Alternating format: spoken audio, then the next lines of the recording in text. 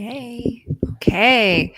Hello. Welcome back to our Friday night live stream. I am so excited to see you all.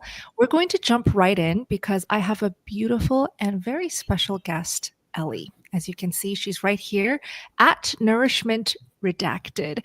So we're going to start off this live stream with sharing her story, her carnivore journey.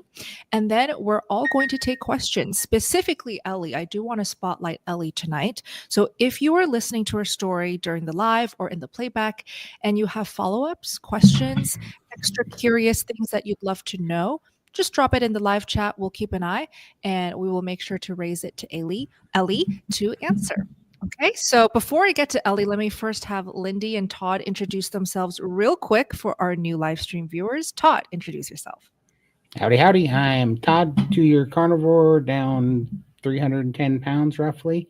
And I do host some talks in the SBG gang and host the Carnivore Cure. Nice to see y'all. Yeah, Lindy here, Limitless Lindy. I've lost around 500 pounds. I've been carnivore 3 years. And yeah, I'm part of the community. I'm part of the furniture now. I don't think Bella can kick me out. Love it too much. So thank you. Todd and Lindy are the best. They are linked down below. You guys have to check them out. They also have weekly live streams on their channels. So before we get to Ellie, one last thing, please drop in the live chat, guys, where you all are located. Where's everyone hopping on from? Okay. So while everybody shares that, let me first open up with Ellie, a question for you. How did you stumble across the carnivore diet? Absolutely. It's just such an honor to be a part of not only such an amazing community, but also tonight. So, and I'm blurry again, sorry about that.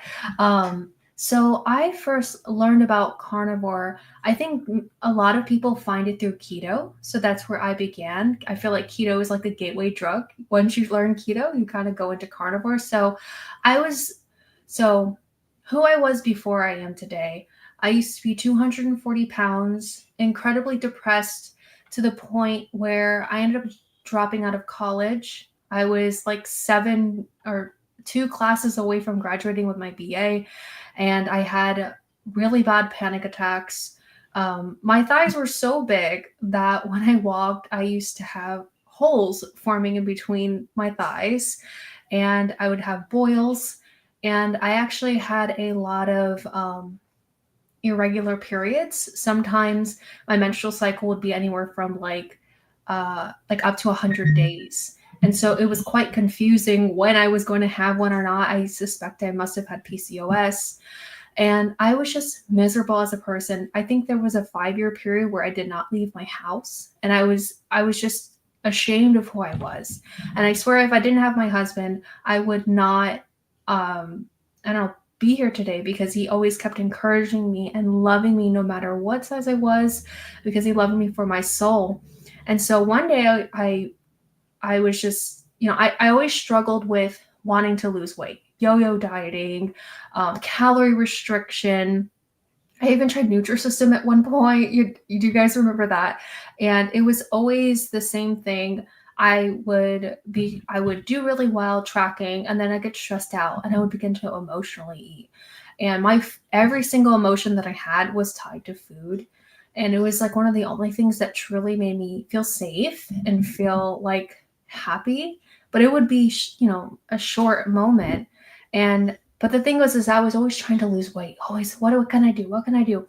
And I found the keto diet, and it was surprising me that I could eat burger patties and bacon and butter, which was, fat, which is so demonized. I could actually lose weight. And so I did that for about 6 months, and I saw a drastic change in my life. I lost about 50 pounds in those 6 months, and my menstrual cycle became normal. My confidence boosted. Like I was in a size 18 pants, and I got down to about a size 14 just in that moment, and an extra large shirt down to like a large.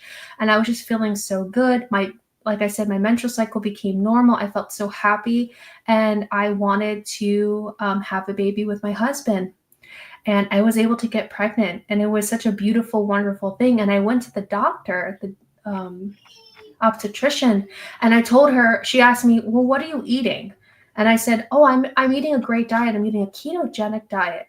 And she said, you're going to harm your baby if you eat this way. And instantly, like, my core cracked. And I was just like, I'm going to harm my baby. Oh my gosh, I have to stop. And so I stopped eating ketogenically, and the depression came back, and all of these, like, you know, I feel like the darkness enveloped me again. And then I had my child, and I was struggling. I had no energy anymore, and I couldn't function. And I kept trying to go back into the ketogenic diet, and I just couldn't. It kept failing. I had my son, another beautiful, healthy baby boy, kept failing. And then I found the carnivore diet from Dr. Jordan Peterson. And from him, I found Carrie from Homestead How, and his 30-day video just like sparked something in me where I was like, I have to, it's like, and this is the sad part, because I just didn't understand the diets, you know, a ketogenic diet in general. I thought, I don't have a baby in me anymore. If I'm going to harm somebody, I'm going to harm myself, because I was just so desperate to lose weight. But little did I know that this was going to be the most abundant, healthy version of myself that I could ever imagine. And within the first week of being on a carnivore diet, this is so funny to say, but also was horrifying. I slipped on some water in my kitchen and dislocated my knee, which was a previous injury I had from, like, because I have such bad knees. I'm like kind of hypermobile, and I dislocated my knee back when I was a younger person, like middle school. I don't know. I'm nervous. Sorry. And so that first month I was bedridden, and I was supposed to have surgery, and I ate the lion diet. My husband cooked all my meals for me. I laid in bed. I couldn't move. And my inflammation, you know, the doctor saw my knee, how big it had gotten, and they thought I was going to have blood clots. I had no blood clots at all. And ended up just a couple of months later, I ended up avoiding surgery and able to walk. And, you know, it's like I felt this fire in me that I wanted to share my story, share how my rosacea had gotten so much better. My chronic constipation, where I used to only go like once or twice a month, and it was due to laxatives. Like, that was the only way I could go. And it would be like 4 to 6 hour sessions where I'm on the toilet, I'm off the toilet, and I'm in so much pain. I probably should have been in the hospital many times. I always suffered with gas and constipation. I was known for clogging all the toilets. It's so embarrassing. And now I'm regular, and I'm going like once or twice a week. And I know this is carnivore. We're not afraid to talk about poop, man. Everything's healthy and everything's normal. Thank you. Wow. And I've lost almost 70 pounds now. I'm down, and my body composition, it's incredible. The first year on carnivore, thank you. The first year on carnivore, you would think, oh, you only lost 30 pounds, right? But I lost 30 inches off my entire body. Like, to me, that's crazy. It is. And, you know, so now I'm at a size 10, and I feel great in my clothes. I have tons of energy, and I feel like I'm a better mother. I feel like because of carnivore, like, I can live a life with purpose, knowing that my story might help somebody. And so that's kind of why I'm on YouTube now. I feed my kids a meat-based diet. Like, I believe in Ken Berry's, you know, proper human diet spectrum. You know, if you're anywhere from like low carb to carnivore, then you're in the golden zone. So we're like towards the carnivore side of it. And my kids are thriving. My son started eating steak and eggs as his first meal at 6 months old. And we got my daughter off of a highly processed diet around 3 years old. And now, you know, my daughter's 4.5. My son is 2.5. And they're like, if anybody who meets them, they're like the smartest, most active, healthiest children. And they think I feed them organic or something. Like, they don't understand. I'm like, it's the meat. And then they're like, I don't know.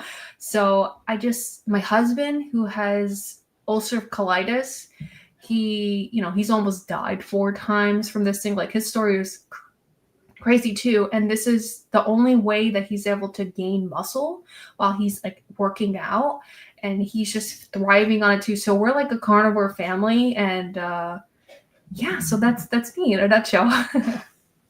I love it. Your story is so inspiring because not only are you carnivore, your family is carnivore. So we can really deep dive into this. It's one of the most popular questions that we get on these live streams is what about kids? What about babies, pregnancies? So for anyone who wants to know more about these details, ask Ellie, ask away, put it in the live chat. We've already got a bunch collecting here, but I have a follow-up. Are you still on the lion diet right now? No, I eat a variety. What I do you eat as many. Okay, for this morning, I had some bacon and some mozzarella. Then later on, I had burger patties and eggs with lots of butter.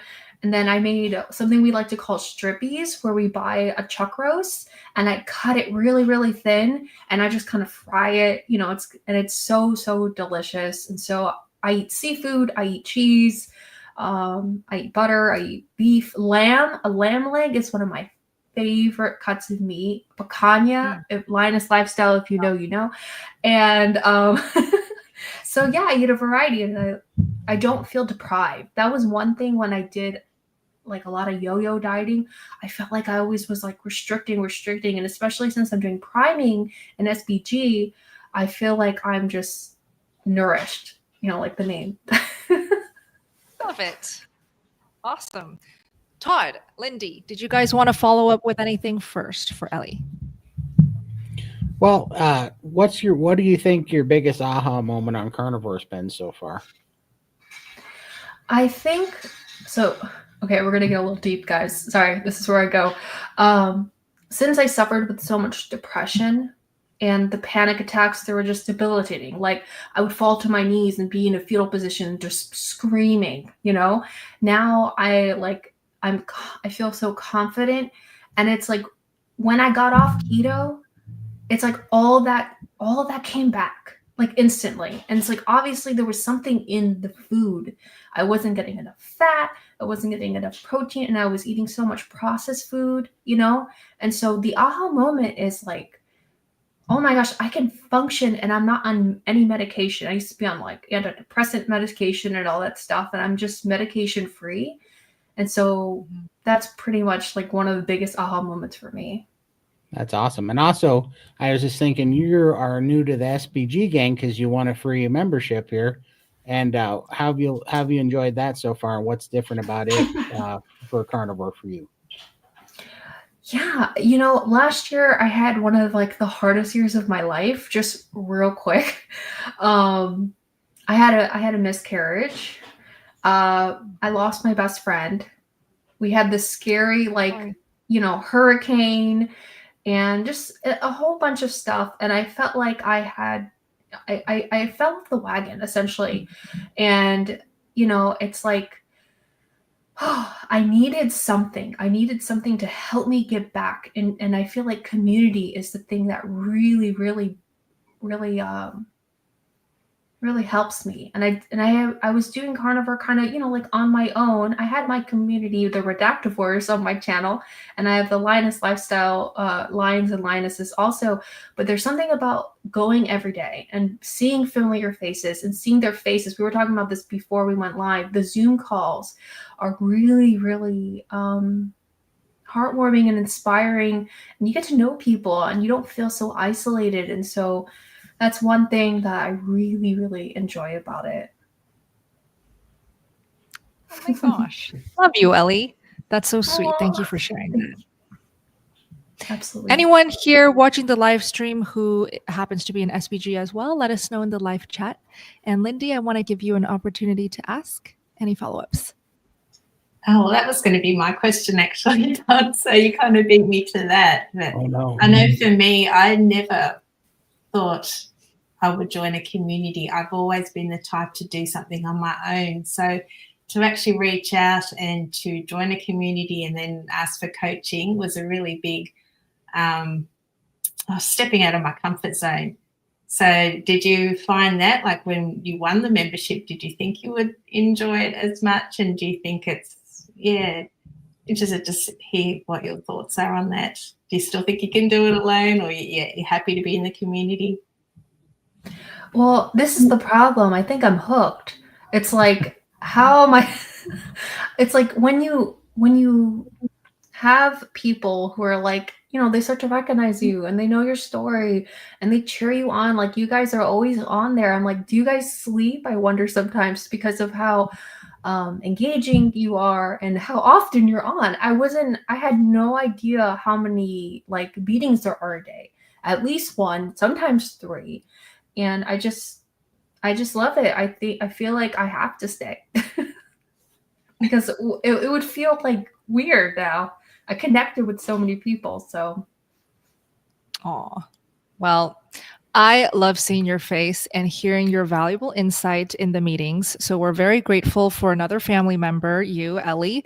So how about we hop into the questions that have been submitted? I do see all the SPG members in here. Hello, everyone. So happy you guys are here. Love you guys. Okay, thank you, Todd. This is from Target Prime Rib, who's also in SBG. His name's Thomas. Thomas says, I wanted to make sure I was the first on the screen. You did it. So sweet. Thank you, Thomas. All right, Jimmy. Hi, welcome.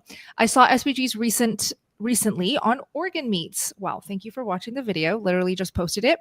What about occasional liverwurst and Irish blood puddings? Haggis? I don't know what haggis is, but I'm guessing it has to do with organs.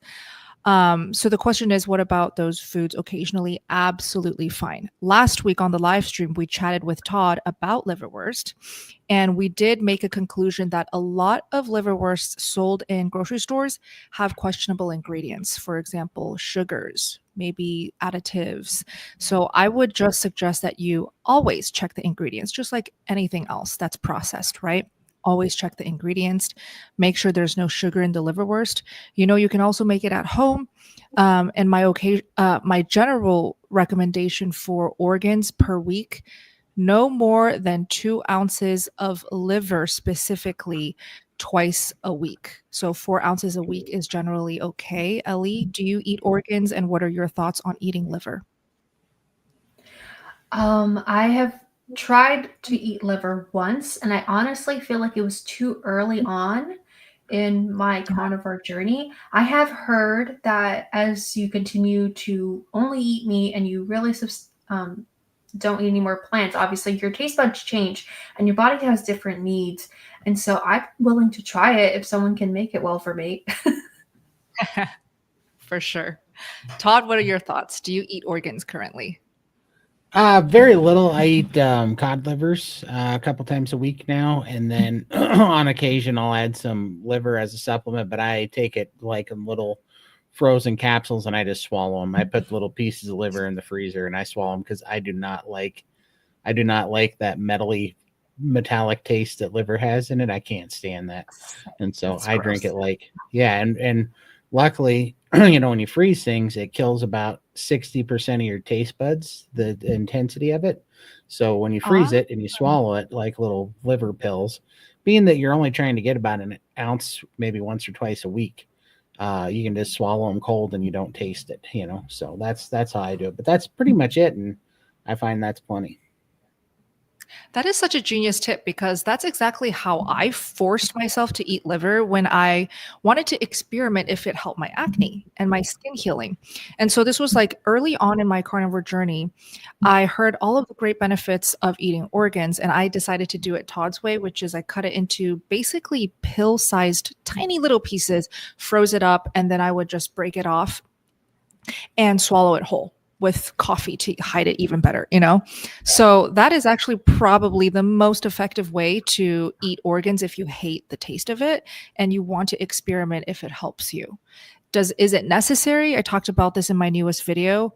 Absolutely not. I think all 4 of us can agree that you do not have to force yourself to eat liver to be a healthy carnivore. Carnivore diet is with just meat is perfectly fine. More than enough. Okay. 999% better than the standard American diet. So. Well said. Exactly. All right. Okay. Thank you, Kevin. Before I read yours, I do want to hear in the comments, let me know if you genuinely love the flavor and taste of liver. And I don't mean drowning it in sauces, like just liver on its own. Who here loves the taste of liver? I would love to know. Okay. Kevin, thoughts on beef suet? It is so hard to get it from my local butchers. Okay. It's actually quite easy everywhere that I've traveled to. I wonder how you're approaching this because it's really just a simple phone call. Maybe do like a quick Google search, butcher shops near me. And on your phone, it usually is attached with phone numbers. I would just go ahead and call every single shop that you can find near you and call them ahead and be like, hey, you have any beef fat trimmings left? Usually the terms beef fat trimmings is a little bit more well received than beef suet. Any tips, Ellie, on this one? I mostly buy my meat from Costco, so you can just go up to the meat department and tap on that little window and just be like, "Hey, do you guys have this?" And they'll tell you whether Really? they have it. Yeah, you can Oh, I didn't totally know ask. that. Yeah, they're obviously, Costco prides themselves on really good customer service, and I've never met anybody that's like, rude Nice. or anything like that. So you definitely can bother them. They want you to. Yeah, and Okay.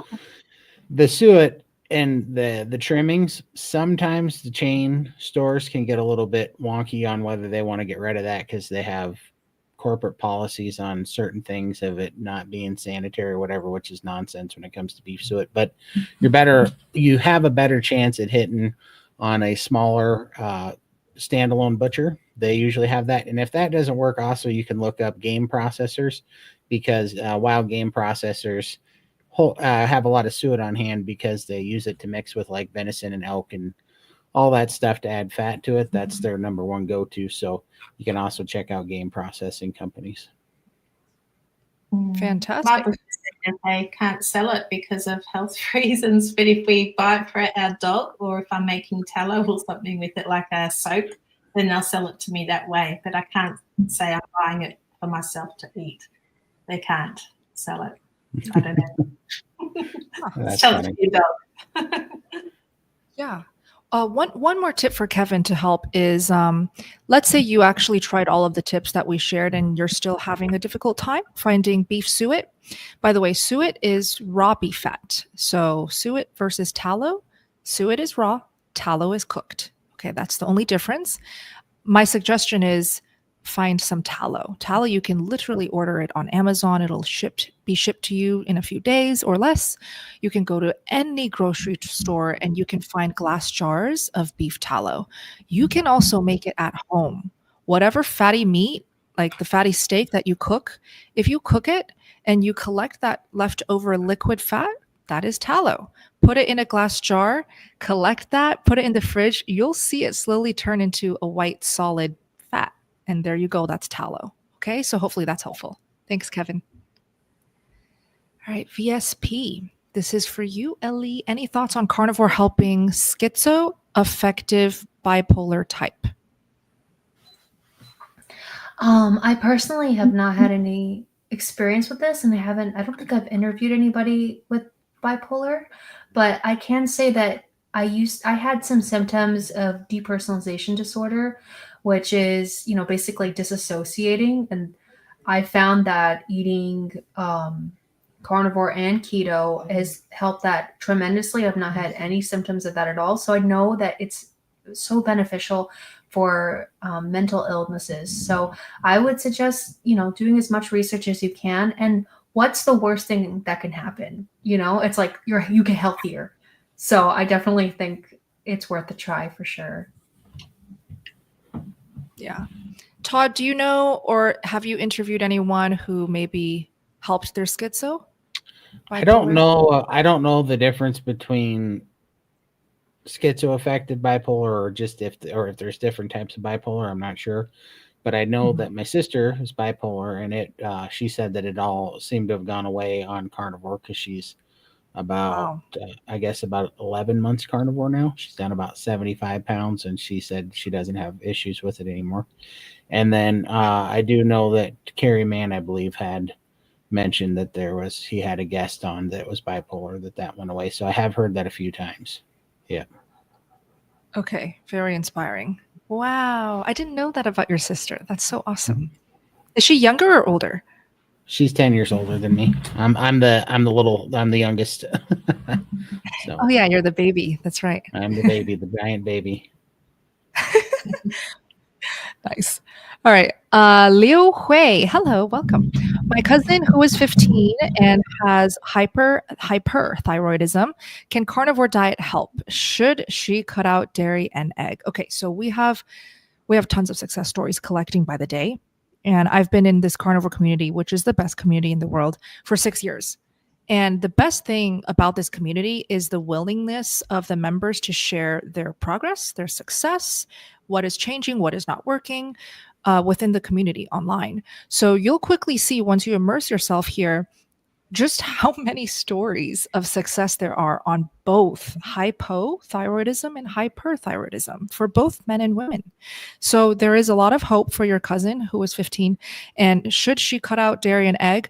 I honestly just would start her off with a very uh, easy and laid back carnivore diet because we don't really want to restrict major food groups that are so helpful. Like eggs are one of the best foods to eat on a carnivore diet, dairy as well. I'll pass this off to Ellie if you wanted to chime in on this one. Absolutely. We actually just recently interviewed Allie Johnson. She had Graves' disease. And so she spoke about her experience with hyperthyroidism, and she's thriving. And do you know if she cut out eggs or had to cut out dairy at all? I don't think so. I think she eats, if I remember correctly, I think she eats a variety. That's good. Yeah. So hopefully you firstly can convince your cousin to go carnivore because that's usually the hardest part with family members, right? So once she goes carnivore, tell her to come to these live streams. It's really helpful to just connect with members in the live chat as well. Good luck. Hi, Caleb. Okay, so this is Caleb's Carnivore Quest. Quick shout out to him. He just started a YouTube channel. Go follow him at Caleb's Carnivore Quest. He is 16. So we definitely got to support this channel. Hi, Bella. What are the best carnivore foods to eat for skin? And I'm hoping to have my first long form video released in a day or two. Yay, can't wait. Good luck. So best foods for skin. Let's go around the table, actually, if any foods stood out to improving all of your skin. For me, have to think about this because anything carnivore honestly will help with skin, maybe except for cheese. Cheese is just a questionable ingredient for those trying to heal cystic acne and eczema and psoriasis specifically. Because if you're eating pasteurized cheese, I know I talk about this all the time, but for new viewers here, pasteurized cheese just really does tend to inflame the skin. It tends to make it itchier, more red, drier. For some people, it even causes pimples, like just legit breakouts when you eat too much or if you eat it at all. So I would just be careful with dairy products. I don't count butter as a problematic dairy product because it is fat. And when you're eating plenty of fat, you are hydrating your skin. So if I were to choose a food that's great for skin, it is any animal fat, just pure animal fat. Eat it the way that your body can tolerate it. Let's say you just started carnivore and you're getting those loose stools. Obviously, do not eat it in the rendered form. If you want to up the fats, the easiest way to digest it is raw beef fat, which is raw suet, or sticks of cold butter. So keep it in the fridge, eat a bite whenever you have a sugar craving, eat it with your cooked meat meals. I promise you, your skin is going to glow if you do that every day. How about you, Ellie? Absolutely. Congratulations, Caleb. I'm so glad that you're starting your YouTube channel. And I'm actually going to go subscribe right after this and make sure that I follow you because I love hearing stories about children and teenagers and families. That's just so exciting. For me, I had perioral dermatitis and I had keratosis pilaris, all these long, hard words, and also rosacea. And for me personally, it took a long time because I was so constipated for so many years. Ooh, I don't want to think about it.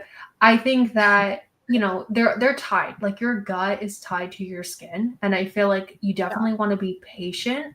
And also, switching your moisturizer for tallow and just Mhm. really cleaning up your products that you use. I really don't use anything except like Dove sensitive bar soap and and tallow. That's pretty much it for Nice. me, but it took time for sure. And I still have some redness because I'm blushing because I'm so shy. But it definitely has gotten better, and just patience for sure. I hope that helps. Love it. Great tips, Ellie. Todd, Thank any you. tips?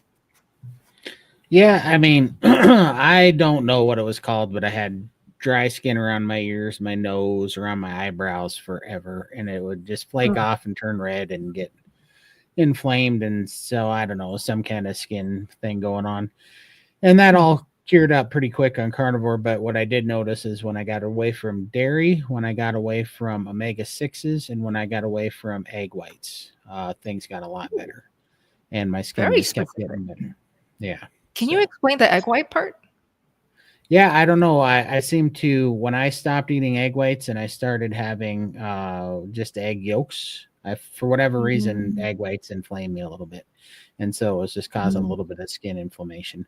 Don't know why, but I don't, and the reason I think I was noticing it, because I noticed that I can eat like 6 to 12 eggs with whites in it, and it's not too bad. But I was eating, for testosterone, I was eating 54 a day, and so when you have 36, 54 egg whites, you're going to notice the damage of the egg whites. So I had to get rid of the egg whites and just do the yolks, and that helped the inflammation go down. So I think it was just a case of inflammation, from the egg whites.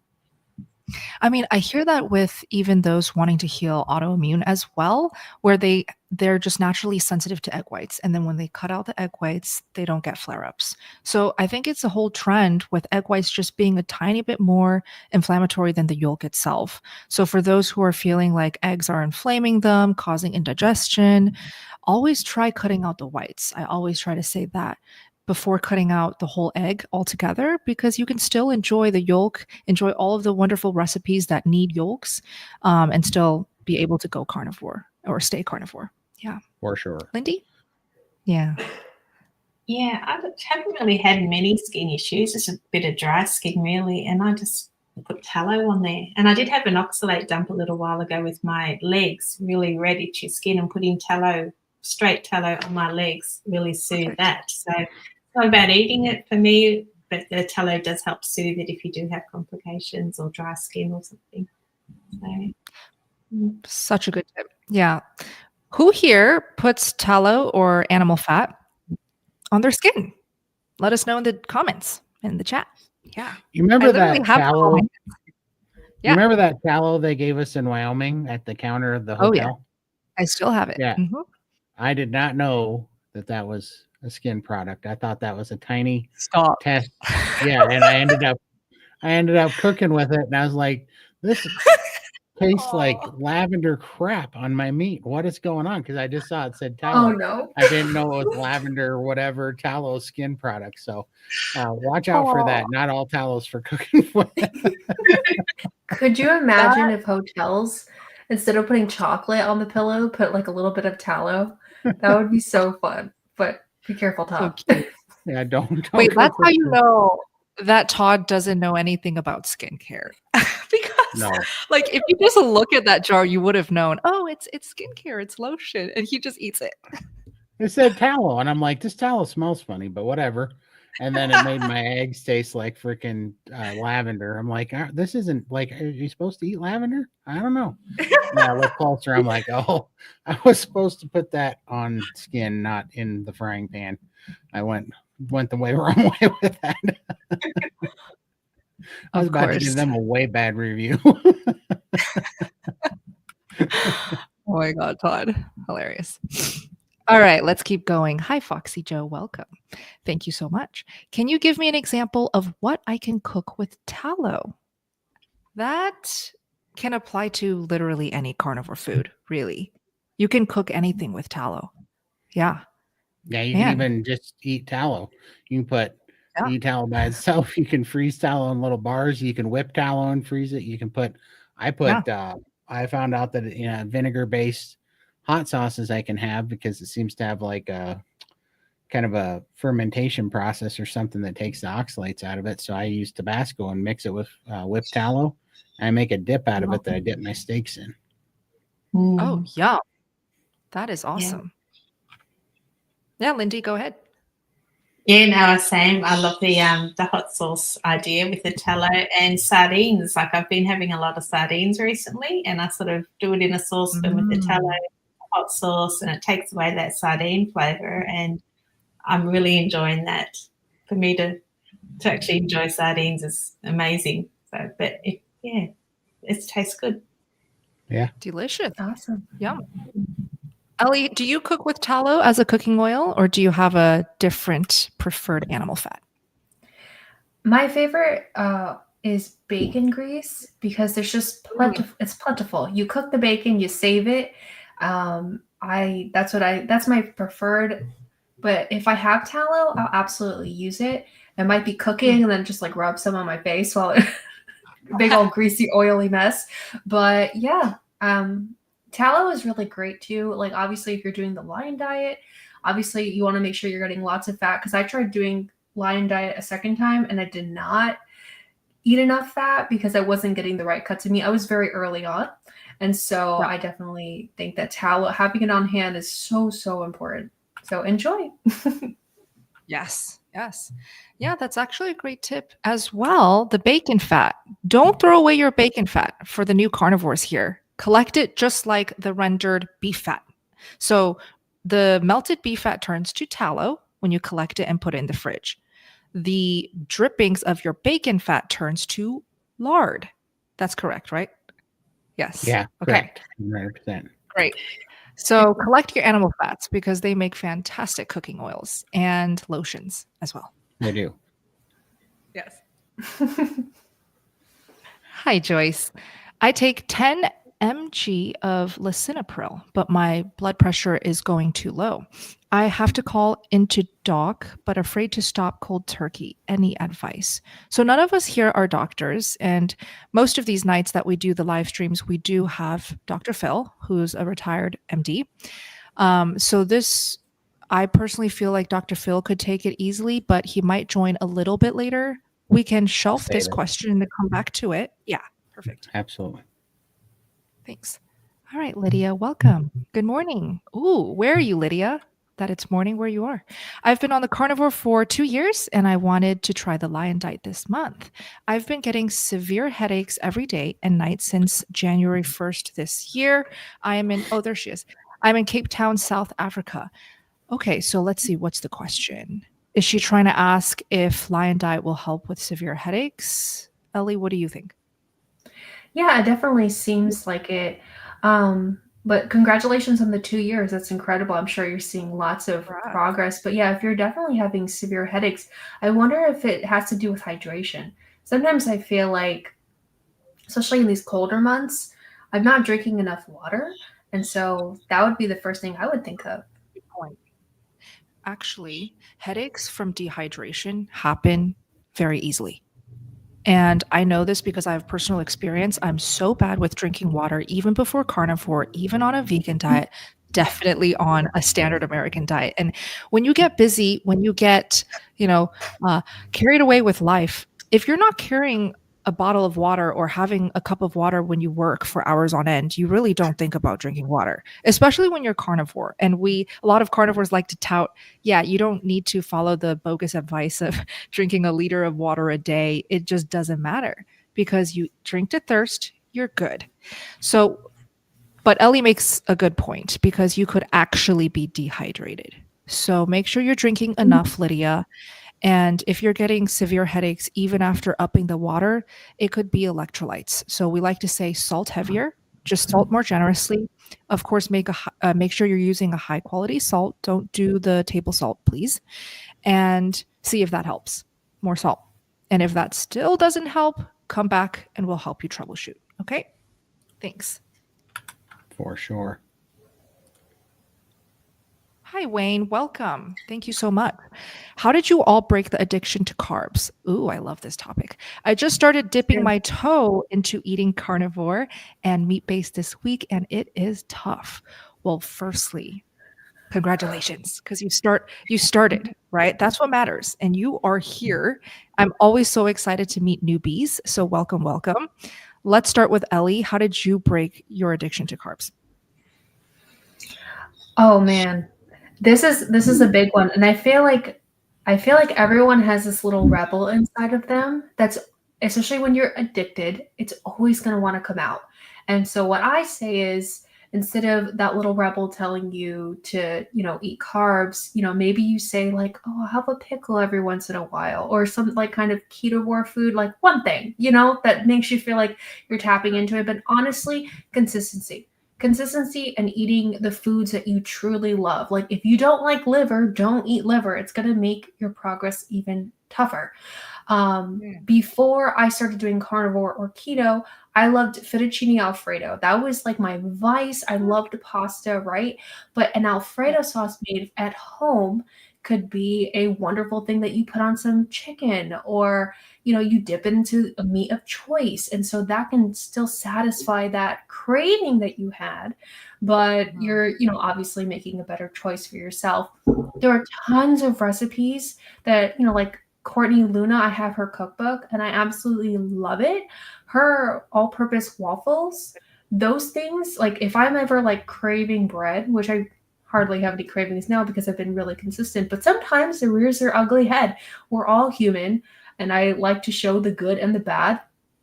And I'm flawed, just like everybody else. And so sometimes I just want a carnivore waffle, and I'll make like a sandwich, and you can either do like high quality cold cuts or maybe egg and bacon, and it'll kind of like help that, the little addiction rebel popping up. So definitely eating food you enjoy. And if you're feeling a little bit of meat aversion, because that could happen if you're early on, then maybe it means that you're not hungry, and you need to take a little bit of a break and then come right back at it when you feel like you can. But know that there's an end road to all of this, that it's like you're doing this because of your mental health or weight loss, or maybe you need more energy so you can take care of an elderly parent. There are so mmany reasons why we need to have good health. And we all take advantage sometimes, I feel like, of our good health. And so I would I would say to yourself, why am I doing this? And eat the most delicious foods that you can, and be grateful for your blessings. And yeah, that's it. That's like how to get over carbs 101 right there. So Yeah. good. Thank you, Ellie.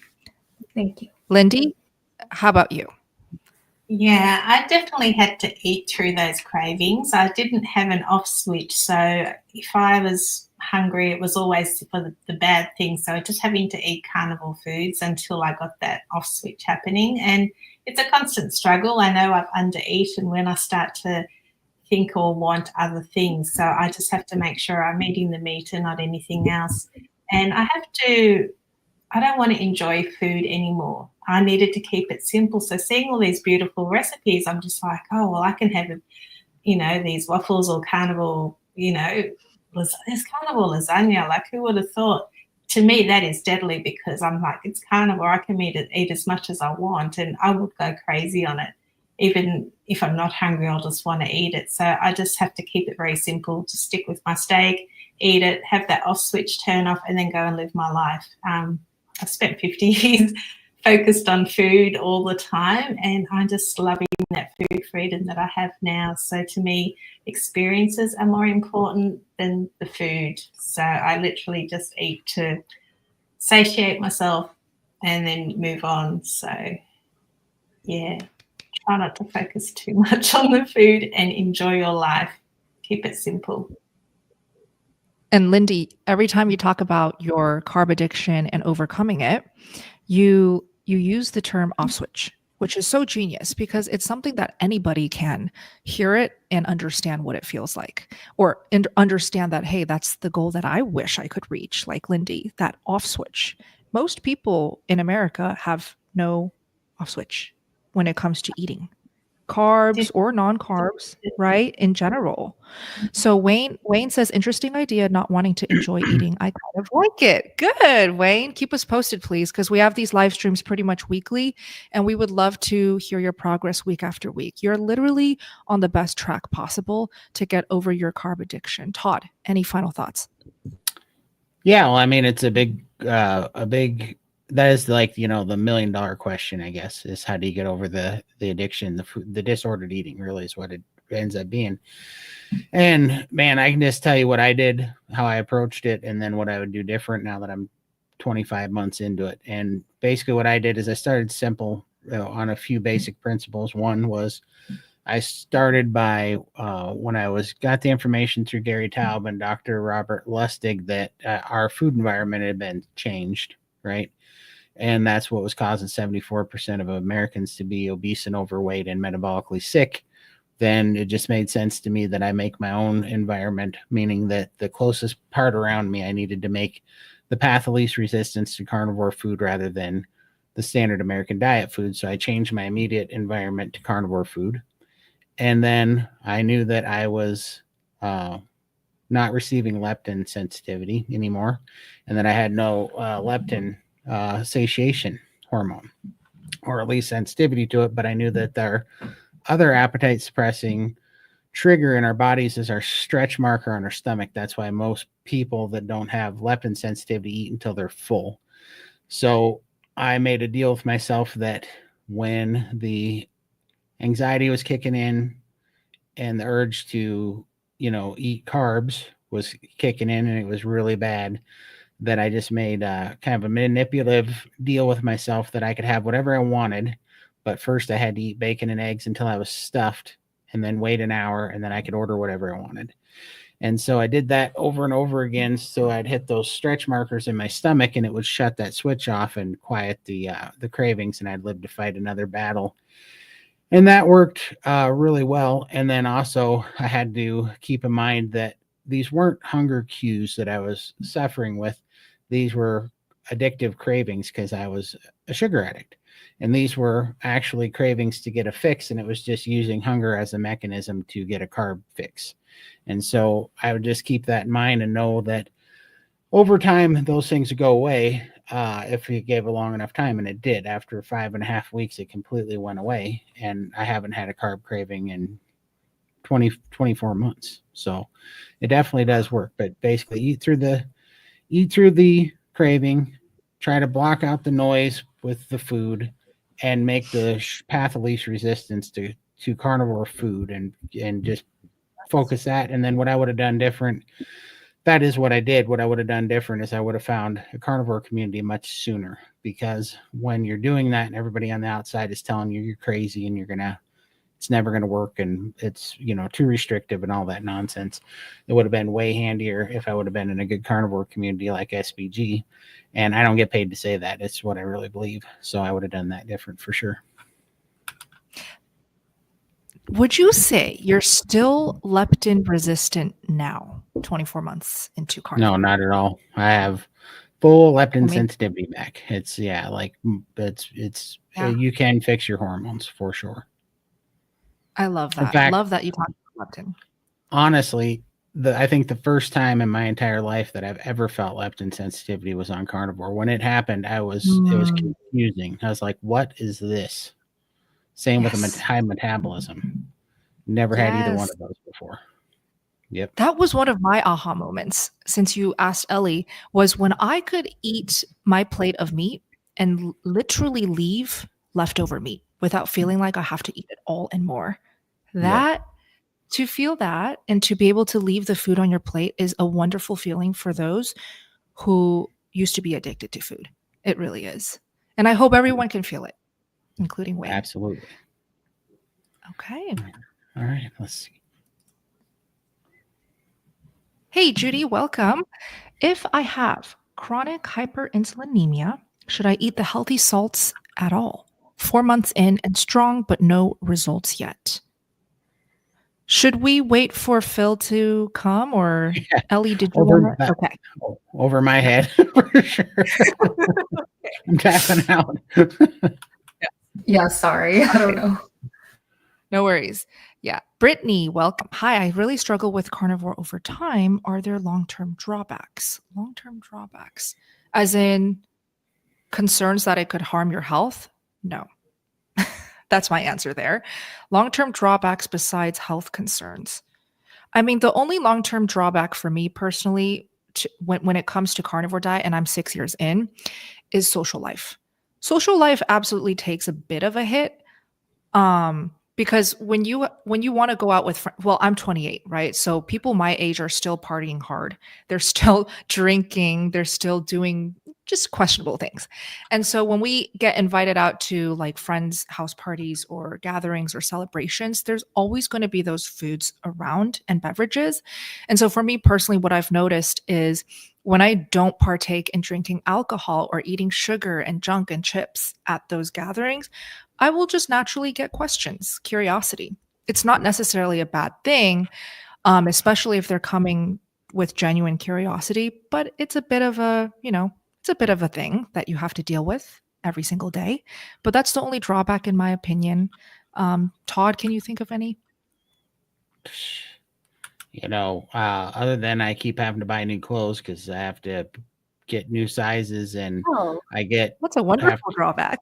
right, and I get bored because I'm more efficient and I get too much stuff done, and I don't know. I have so much energy anymore. Yeah. I don't know. I don't really think there's a drawback, and even the social life drawback. I mean, if you're in that field, you might think it's a drawback, but honestly, if you're drinking less and partying less and doing things that are more efficient and that are more productive, that's not really a drawback in the long run. Not at all.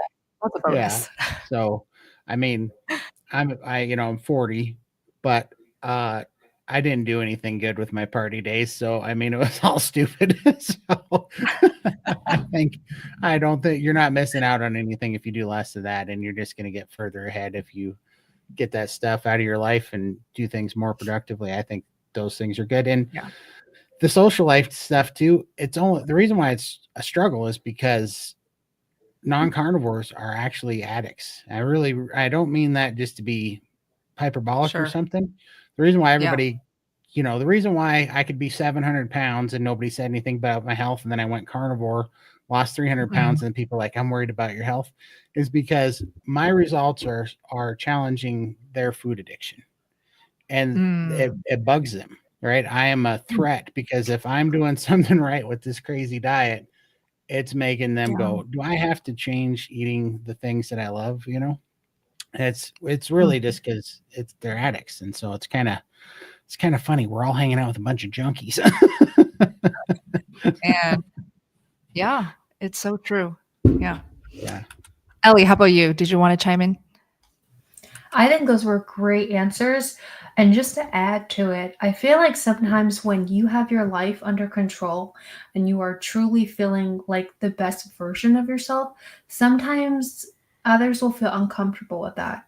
And they will look at you and say like, oh, and it kind of becomes like a mirror and showing things that maybe they don't want to think about themselves, kind of touching on what Todd was saying about, like the addiction and stuff, like, oh, well, you're not eating mac and cheese, so I feel guilty and I feel insulted that you're not eating mac and cheese. It can kind of get like that. So, I think that there are no drawbacks in you making yourself a priority and investing in yourself.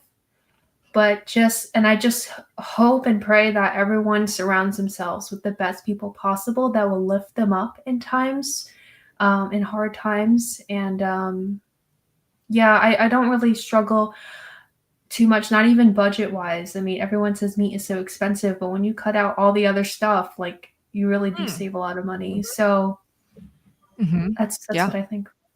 Absolutely. Love it. Thanks, guys. Let's keep going. Oh, wait.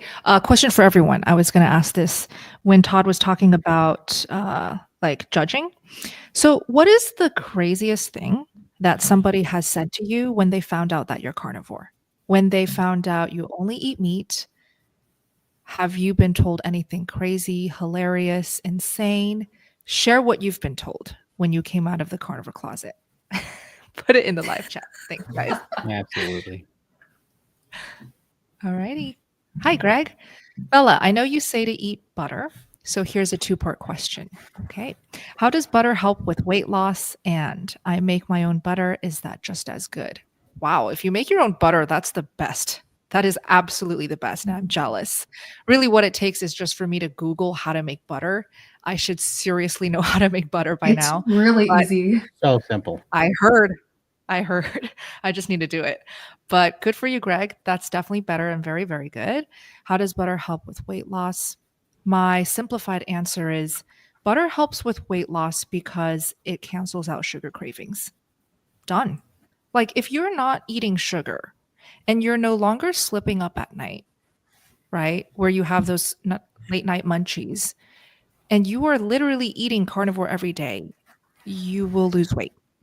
If you're not falling off track with enough time and consistency, you will lose weight. And so that's why I tout butter as literally the best food you can eat to cancel the sugar cravings, because butter is wrapped up like a bar, like a chocolate bar. You can put it in your fridge and take a bite. It is palatable. It is more palatable than beef tallow. A lot of people complain that tallow tastes gross and it's so flavorless. That's why I always say butter. So that's my simplified answer. Eat the butter to cancel out the cravings to lose weight. That's awesome. Thanks. Doug, good to see you. Anyone having skin issues? My face and hands are very... Okay, so we did touch on this earlier. All four of us agree that putting tallow on the skin is very helpful if you're having the topical dryness. That really soothes literally instantaneously, feels like sandpaper. Yeah, with cold weather, our skin tends to just naturally be drier, so put tallow on the skin. Yeah, put tallow, eat more fat. That's our tips. There we go. Oh, I see how it is. I'm getting ganged up on here. Oh, hold on. What's this? For the ladies, so when you are... Okay, yes, that's right. That's right. When you're seeing body recomposition, is it common to see/feel the area getting itchy or Oh, even now a I little get it. Never mind. I uncomfortable? should have read that whole thing. You guys can have Wait. this one for sure. Oh my gosh.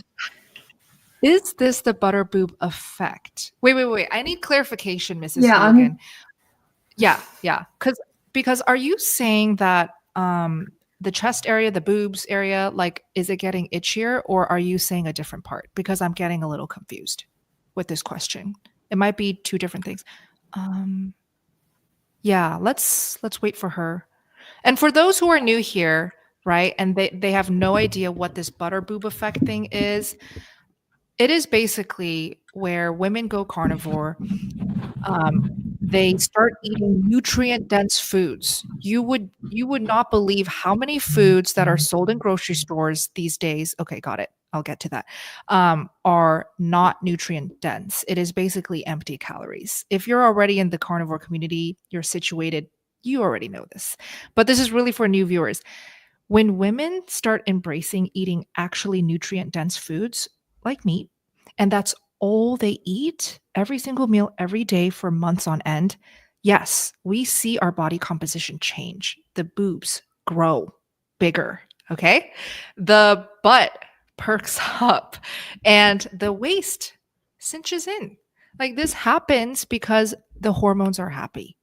And for a lot of women, they actually stunt their hormonal growth and their just female figure potential because they either go vegan, like myself, right? They stunt the growth. So when they go carnivore again, they're like, oh my gosh, my period is back. Or, oh my gosh, I'm starting to like see differences in my figure. And we even have women, a lot of members in the Steak and Butter Gang, who are 40, 50, 60 plus, and their period comes back. Okay. This is terrifying for a lot of women because they don't want their period to come back, especially if you're like over 50, I guess. But that's just another wonderful sign that the hormones are so happy. Things are resetting and healing. So that's what the butter boob effect is. So, okay. The detail that she said is her breast area is itchy, right? I think you put it up. Okay. So confirming. Yeah. No, it should not be like hand in hand with the butterboob effect at all. Like if it's itchy, I wonder if you ate something that just caused some type of skin flare up. Did you recently integrate dairy, Mrs. Hooligan? Did you recently introduce a new food? Skin should not be itchy when you see that effect. Ellie, did you want to chime in? I definitely can attest to the recomposition. I feel like I don't feel like my breasts got bigger, but they definitely went up. So that helps. I'm 35, if everyone doesn't know. And I also have You look great. lipedema. And so, oh, thanks. I have lipedema. So I carry a lot of fat around my buttocks and my thighs and my legs. And I've seen so much, to me, it feels like a drastic change as well. So I definitely think that it helps. It helps like everything, which is Yeah. so beneficial. But yeah, I'm not sure about the itchiness. Sorry. I hope you figure it out. Well, I also, when you were speaking just now, I thought of, is your chest area getting bigger and therefore your bra is causing some irritation? Like I'm just trying to figure this out, right? Do you maybe need a new size? Uncomfortable as it does it feel tender? So lots of details that you can potentially share in the chat and we can circle back. Okay. But congrats. That's great. Mhm. Hey, Sherry, good to see you. I dropped an instant pot full of pressure cooked ribeye. 2nd to 3rd degree burn is healing. Greatest with roasted bone marrow. It is magical. Wow. I guess she's just sharing a great recipe. Well, Yeah. I'm glad you're healing up from the burn too. That's Yeah. Oh my Incredible. gosh. I've been burned like that before. This was before I found carnivore. I was boiling potatoes, those darn potatoes, and I was straining it into the sink and water went all the way down my leg. I had like 2nd degree burns. And like it was my whole thigh. And that took a really long time to heal. So I'm glad that you're healing fast because that is so painful. Ooh, Yeah. when See, push Chafee that was in. right. Vegetables are trying to kill us. Yes, those darn potatoes, man. I'm just glad that my little one wasn't in the kitchen at the time because she was helping. And then I swear that was a God moment. She left and then it happened. Yeah. And then my husband came home like a few minutes later and I was like, ah. Yeah, that's Oh, rough. I'm so sorry, Sherry. She's so sweet. She's on Nia's live streams a lot. So in the comments. So I know her. Hey. hey, love that. Sherry is an active member in the community. Love you, Sherry. All right. Hey, Jennifer, welcome. Can this help women who are menopausal? Let's all chime in on this. My answer is, even though I'm not menopausal just yet, I've seen thousands, if not tens of thousands of women who went through menopause, sailed through, or improved their current menopause symptoms by going carnivore. How about you, Ellie? The person I think of, because I saw one of her, I don't know what do you kids call it? Reels, shorts, whatever they're called. Yeah, Dr. Lisa Wiederman, she made one a while ago and she was talking about how she just kind of, like you said, sailed through menopause. And I was like, wow, that's actually a thing. And I think about my mother who, really had a hard time with it, with the hot flashes and all sorts of stuff.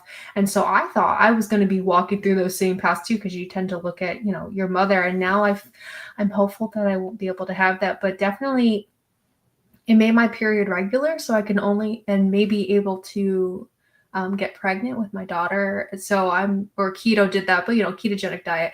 And so I think that it must help with menopause. Absolutely. Lindy, how about you?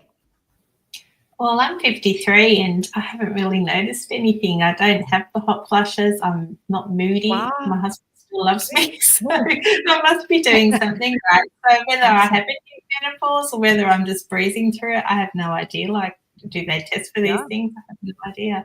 But I haven't experienced what I hear a lot of ladies go through. So I'm going to put it down to carnivore. Like, what else would it be? That's awesome. That's awesome. So, Lindy, may I ask, how long have you been in menopause so far? Well, I don't know. How do you test that if you are in menopause? Like, I haven't had my period for about 12 years. And that's probably because I was at such a high weight, and I think my period stopped because of the weight gain. I was around 800 pounds. So I still don't have my period back. So I don't know if I am in menopause or whether I'm still healing. Like, I'm a bit of an anomaly there. So, yeah. Yeah. Wow. Well, I would imagine because you're 53, you are most likely currently in menopause. And the fact that you have zero symptoms that would show that you have menopause, you don't even know that you're in menopause because you have zero symptoms, is so inspiring. Like, that's just how women are supposed to experience menopause. You shouldn't even know that you're in it or that it has started. You should still be the vibrant, beautiful woman that you know yourself to be. And that's exactly what Lindy is, right? By the way, Oh, yeah. Todd, are we still doing the GoFundMe for Lindy? Yeah, absolutely. Yep. Well, let's And shout it out. absolutely. Yes. So let's see. I'll kick it off with while I'm looking this up. Yeah, I started a GoFundMe. Me and Michael did for Lindy because she never asked for anything and she won't do it herself because she's too awesome. But she needs a skin surgery, skin reduction surgery, and our fine medical systems, including hers in Australia, they will pay for insulin and all that stuff all day long to keep us sick. But once you get healthy and lose 500 plus pounds like Lindy has, they will not cover cutting off the surgery. And Lindy has over 50 pounds of hanging skin that's an absolute health risk, and it's absolutely debilitating for quality of life. So we set up a GoFundMe, and we're getting very close to the goal. She set up for February 6th to have that surgery. So it's awesome. And so we're all helping her, and you guys have been fantastic. We're 80% of the way to the goal to be able to cover her skin surgery. So if you could go to, even if you can donate anything, any dollar counts.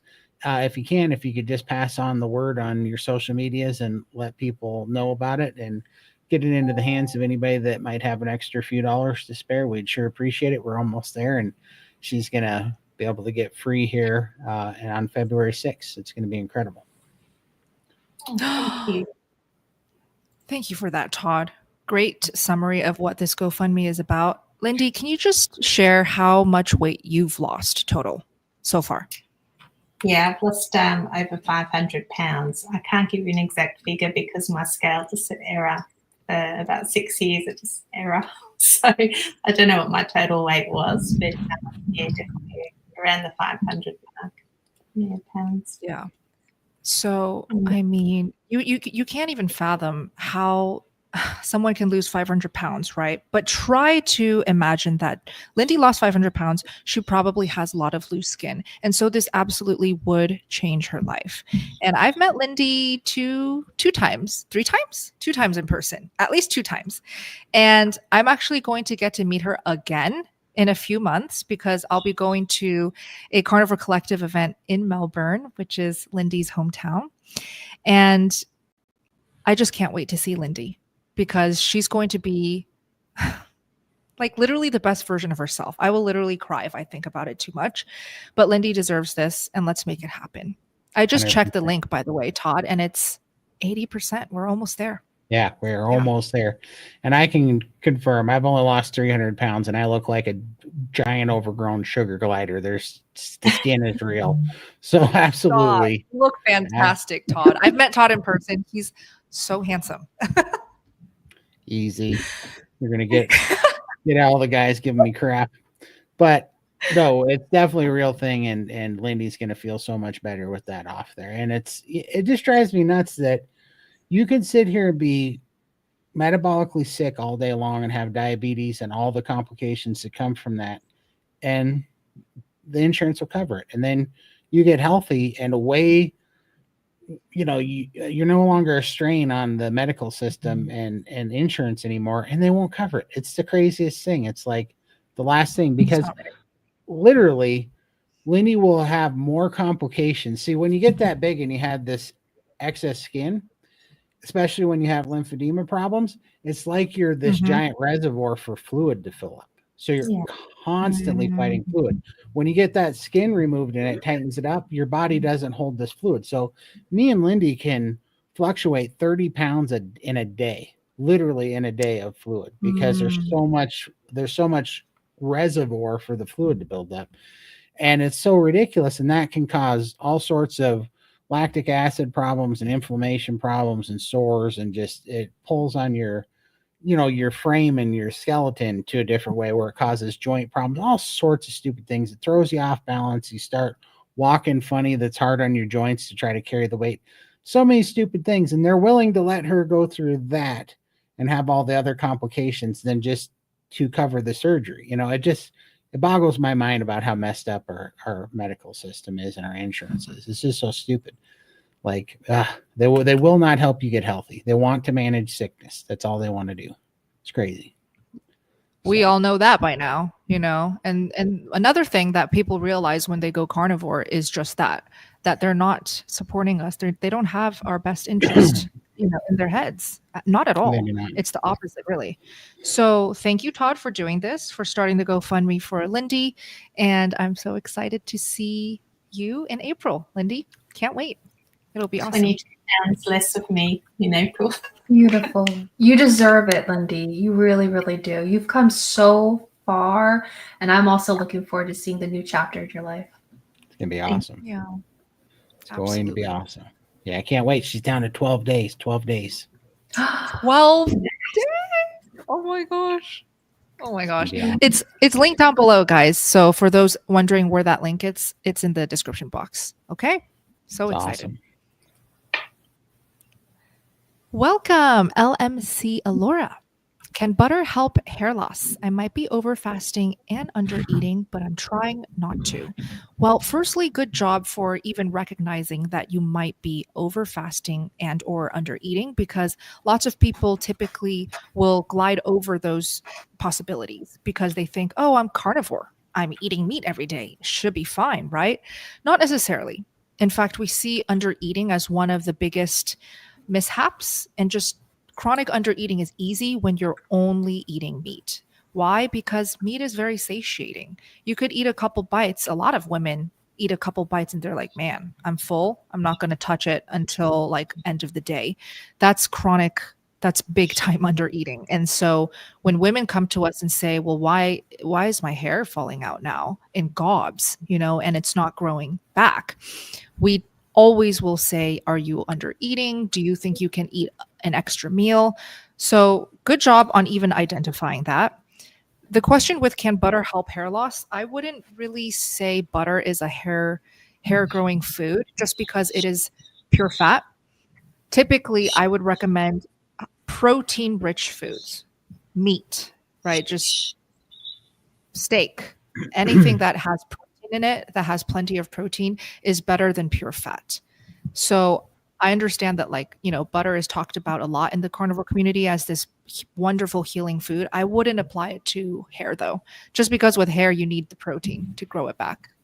Ellie, did you ever struggle with hair loss at all?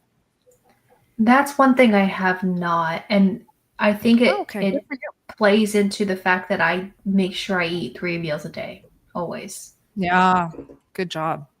Collagen helps too, just because collagen's a protein that doesn't synthesize into energy. So that means that it's a protein that's a building block. So it goes to 100% into repairing those kinds of tissues. So it does help. It's a little more efficient. So you can actually take a collagen peptide because that does help because it doesn't break down. It doesn't break down into synthesized protein to energy or to an amino acid. It just goes to building blocks. Great tip. What collagen do you recommend, Todd? Oh man, I can see it in my brain. It's a blue and white jug. The vital something. Vital Farms. I think it is. Yeah, something like that. I've seen it sold at Costco, so you guys can get like a bulk thing of it. Yeah. Okay. Yeah, that's exactly where I used to get it. Oh, nice. One thing that's kind of weird is that my hair used to shed, like I have a lot of hair, you can see. It used to shed a lot before I did carnivore. I was like a husky, I swear. Like little bits of Ellie hair was everywhere. And now, not so much. So I wonder if that helps too. It's just the opposite. Nice. Oh, that's really cool. Yeah, you look like you have a beautiful head of hair, like very thick, luscious hair. So I'm Thank not you. surprised you don't struggle with that. Yeah. Keep us posted, LMC. All right. Let me go back up here. Awesome. Hey, Joyce, welcome. We fasted today for 20 to 30 hours, but I started getting mean. Oh, okay. So like grouchy, mean, and I had to eat. Does anyone think my blood sugar dropped? Okay. That's a really cool connection that you made just there. Blood sugar dropping typically does result in feeling grouchy and moody and impatient, irritable. In fact, I can tell when my blood sugar is dropping and I need to eat ASAP when I start feeling a bit impatient. So I would say there's a very, high likelihood that that is exactly what happened. Ellie, any thoughts? I think there's a classic word that would be used to describe this as hangry. So if you're feeling Yes, hangry, exactly. eat.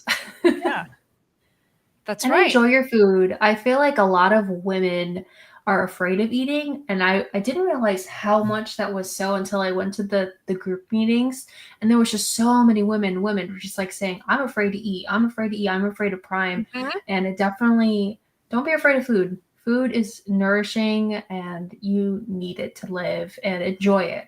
So don't be Love that. don't be hangry. What did they used to say? Like, eat a Snickers, so instead eat some bacon. Oh, wait. So is that really a saying? Saying like, "Don't be hungry, eat a Snickers." I Yeah. think that wasn't that that like was a their- commercial, Yeah, right? that Way. was that was their slogan, their commercial slogan. What a scam! I know, right? Yeah, that way you can be not angry for 2 hours and then have to eat another Snickers. Oh yeah, Yeah, disgusting. that's how they hook you for Blah. life. For sure. Pretty funny. Awesome. Okay, this is Carnivores in Neo Show. What are some effective flu and cold helps? I'm not resorting to comfort foods, but feel so poorly. Good job for not falling, back to carbs and comfort foods that are carbs, because there are a lot of comfort foods that are carnivore. So that's really my best tip. And some foods and meals that I make when I'm feeling under the weather or when my husband's feeling under the weather, egg pudding. I just posted the recipe for that one a couple days ago. Egg pudding is basically just steamed egg. And the texture of it is very comforting because it just feels like this warm, nourishing, light pudding. It's literally pudding. And another thing you can make is just chicken soup, broth, meat broth. Those are so good for when you have the flu and the cold. Ellie, when your kids get sick, do you have any mama tips that you like to use? Yeah, I definitely, my go-to is just to make a chicken soup. So there's obviously the Nice. one where you can make bone broth and, put it in the slow cooker, and it takes a while. But if you need something really fast, what I like to do is I buy from Costco like a bone broth. Try to find one that has the least amount of vegetables possible. What I like to do though is take chicken legs or chicken thighs, and I'll put them in a big quart pot, Nice. and I'll put those in there raw with the broth and just slow cook it for like 2 hours or so. And it's so delicious. Add butter, add salt. You're good to go. Mhm. Best tip right there. Yeah. Perfect. Hi, Rachel. Welcome. Does anyone have experience with shrinking uterine fibroids? This is for Phil. That is for Phil. we'll be right back with you as soon as Phil gets here. Sorry. Yes. I think Phil said he'll join late, right? I don't want to Yeah. keep all these viewers Well, wait. he Okay. said, so there's like a 40% chance he'll join late. Don't be surprised if he's not here because he's at another engagement. But if we're going long enough and he gets back early enough, then he said he would hop on, and we got 3 questions for him as of right now, so we'll save them. Perfect. Well, Lindy But does have to awesome. say goodbye. So Okay. let's all wish Lindy a beautiful day and thank her. Love you, Lindy. Thanks. Thank you Thanks for for joining having us me. today. All right. Thank Always you. good to have you, Lindy. Bye. See you soon. But I just wanted to Awesome. say too, for everybody that needs those type of specific questions, in the SBG gang, Phil does answer a lot of those questions, and you can email All the SBG, and a lot of times Phil will yeah, exactly, will be kind enough to answer those. So definitely, I definitely recommend that And because he's That's so like, knowledgeable. oh my gosh, He knows everything. gem. He's a gem. And I almost don't want to share him too much on the social medias because everybody wants to get in touch with him. They're like, what's Phil's website? What is his email? It's like, nope, he's an SBG exclusive. But no, he's great. Awesome. He's so great. awesome. Yeah. You know, Okay. and the reason why I feel like legitimately he is an SBG exclusive by his own choice because he came here and he healed metabolic disease with it. And so it's his way of thanking SBG and helping the community. He just is like, I just want to help the SBG community. So Phil's awesome. And he's no joke. I think he's got a master in physiology. He's had his own He's a genius. general practitioner, I think, or family doctor practice for like 40 years. He was on like two presidential committees for two different presidents, for Trump and for Obama, I believe. Yeah, I mean, it's crazy. He's like, Phil's very soft spoken. He doesn't brag on himself, but I'll brag on him because the guy's way just a huge asset. He's such a blessing to SPG for sure in the community. Literally, he's so humble. It's wild how humble he is. Like he has so much to like brag about, but he keeps it so low key and under the table that it took me, honestly, and I hate that I have to say this, it took me like a couple months after meeting him to realize the gifts that he has because he's so humble, you know? sure. And so every single day that I get to hang out with him, I discover something new about him. He's like, he's magical. So wait till you guys meet him. Yeah, he's awesome. For sure. Love it. Okay, this is BMAC. Welcome. I've done keto in the past and I lost weight. That's great. But I got constipated and plateaued on weight loss. Okay. Should I jump straight into carnivore or do keto to begin with? Okay, so I'm guessing this person took a break, currently wants to know if he or she should go into keto or just jump into straight carnivore. I would say all three of us would agree that just do carnivore. Like seriously, why even bother with keto? Keto is just not as good as carnivore. Yeah. No, True. it's not. And I'm going to say this. But go ahead. Yeah. I was just going to say it helped me at first, but once you get off of it and those carb cravings come back, like the healing in carnivore was just like exponential. I call it, I used to call it keto 2.0 because it's just like 2 times better. Right. For sure. 100%. And yeah, I was just going to say carnivore for the win for sure. But I still got constipated for about 6 weeks on carnivore, so it could still happen. But that all works itself out for sure. It was so funny because I was so chronically constipated. So I had, like the typical, like a little bit of diarrhea, and I welcomed it because I was like, oh my gosh, this is just so different. Just being able to go. And then obviously that regulated over time. So I'd say if you're in between two choices, why not try ketovore for a few weeks and then transition into carnivore? I love it. Agreed. Hey, Annette, is goat cheese better than cheese from a cow? I don't know if it's better. I've heard sensitive carnivores say that they are able to tolerate goat cheese versus cow cheese. I think there's something about goat cheese that's a notch less inflammatory. Any thoughts, Ellie? I honestly love the taste of goat cheese. I think it's absolutely delicious. And so I would just eat it if you can, if it's available to you, because it's fantastic. It's so salty. I think that's it's just a creamy, salty cheese. It's soft. If you like soft cheeses also, I don't think it's better unless you prefer those kind of tastes and textures, but I love it. Nice. Todd, have you tried goat cheese? I have. I do like goat cheese. I like the texture of goat cheese. The taste is good, but I don't know. I really haven't experimented too much with dairy because I know that goat cheeses are better. I know that raw cheeses are better. I just, I don't know. I guess I hadn't bad enough. I had enough inflammation and water retention on regular pasteurized cheese that I just kind of wrote off dairy. And so I haven't played with it too much since. So, Yeah. Okay. Well, question for everyone in the live chat. Who here has tried goat cheese and what did you think of it? Because I've heard it's a bit funkier and some people can't stand it either. Okay. Hi, Chad. Have you guys had any challenges with the lack of variety? What lack of variety? There's so much variety in carnivore. Really? Maybe you just have not realized the variety just yet. Because did you know that you can have dairy? Because a lot of people, they think carnivore is lion diet. So I hope you don't think, Chad, that carnivore is beef, salt, and water, because it's not. Okay, you don't have to just eat beef, salt, and water or beef, lamb, salt, and water. You can have seafood. You can have all the eggs, all the dairy. You can have all the different types of meat.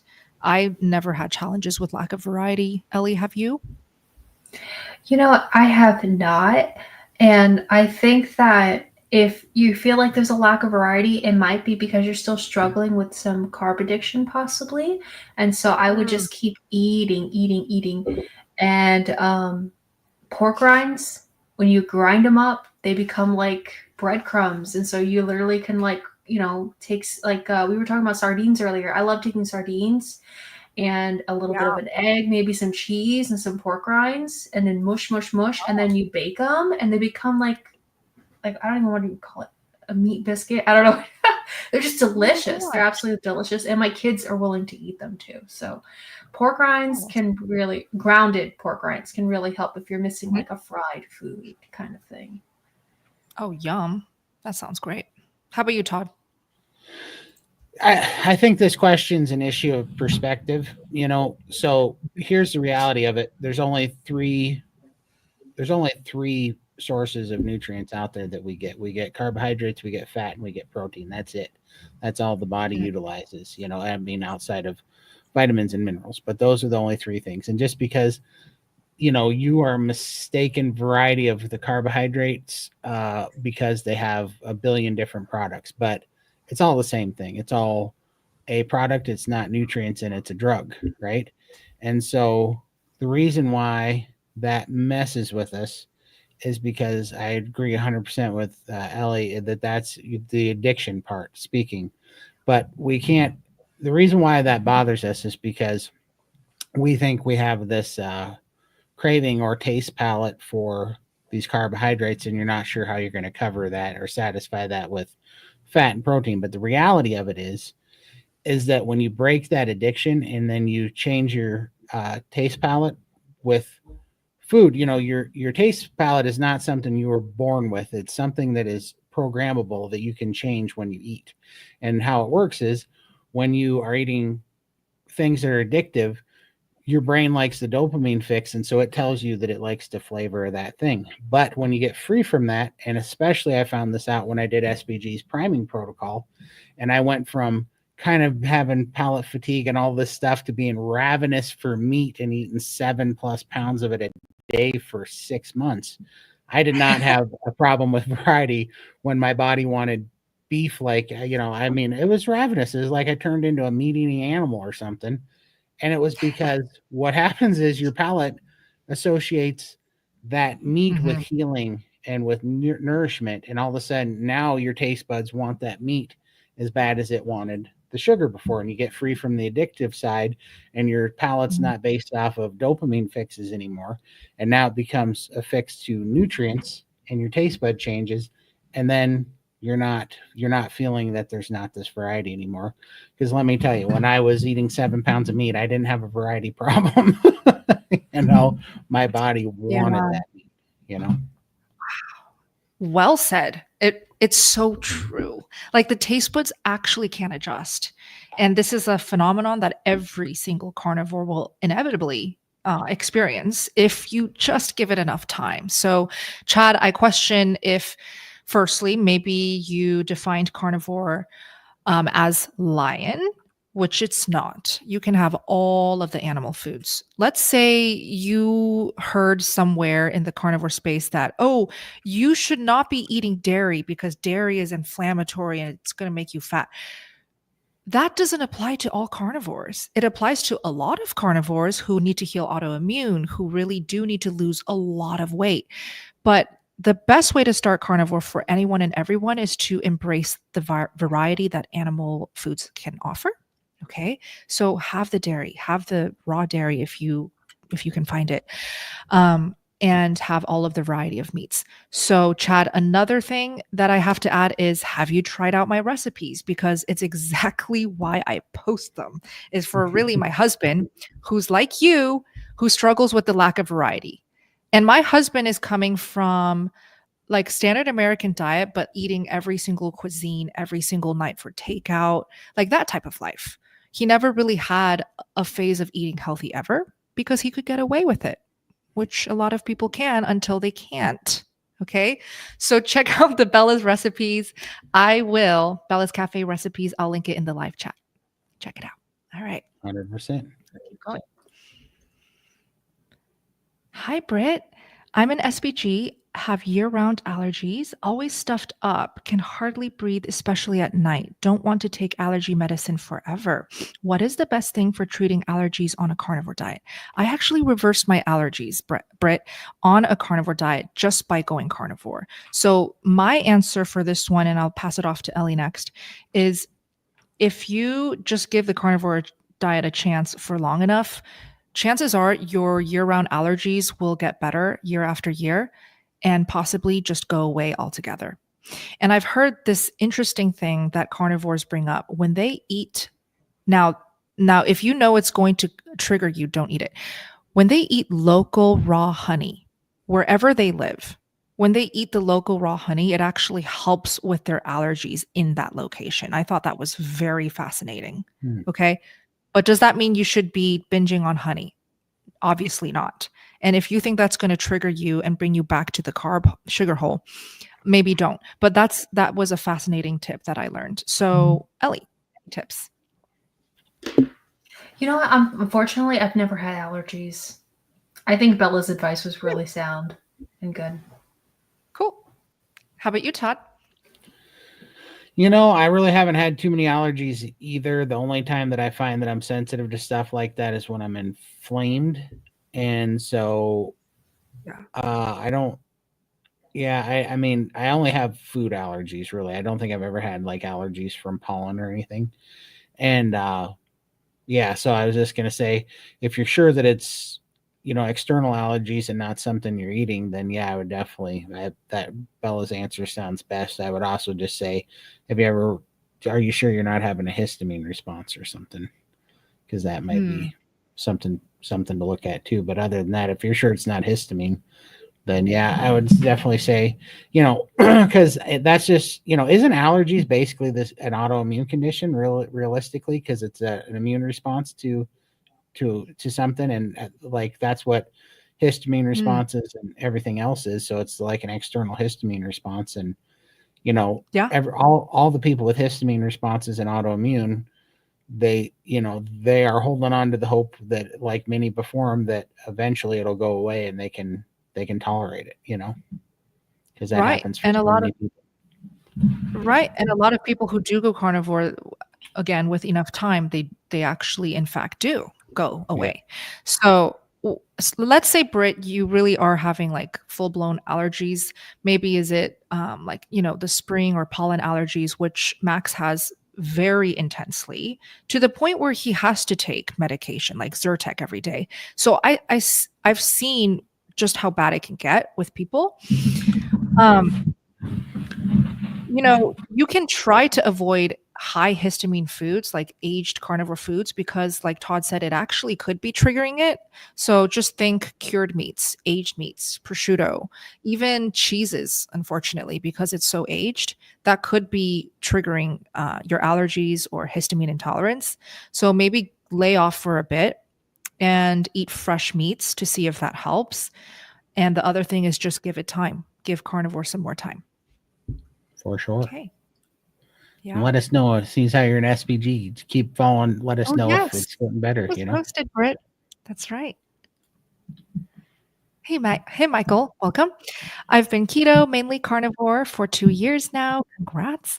Gaining weight now, just eating carnivore. I eat a lot of pork belly lately, BBBE mainly with heavy cream, and MCT oil in coffee. I have lost 70 pounds. Okay, Todd, you should take this. He's gaining weight recently. Not sure why. Well, man, so an SPG here, we have a guy that joined us 58 days ago, and he's a health instructor. This is really cool. You guys know him. It's Damon. And, Yes. and he joined 58 days ago. And so he's been really meticulous. He works out. He does all these things. And he's doing SPG's priming protocol. We just had this conversation today, and it's just awesome.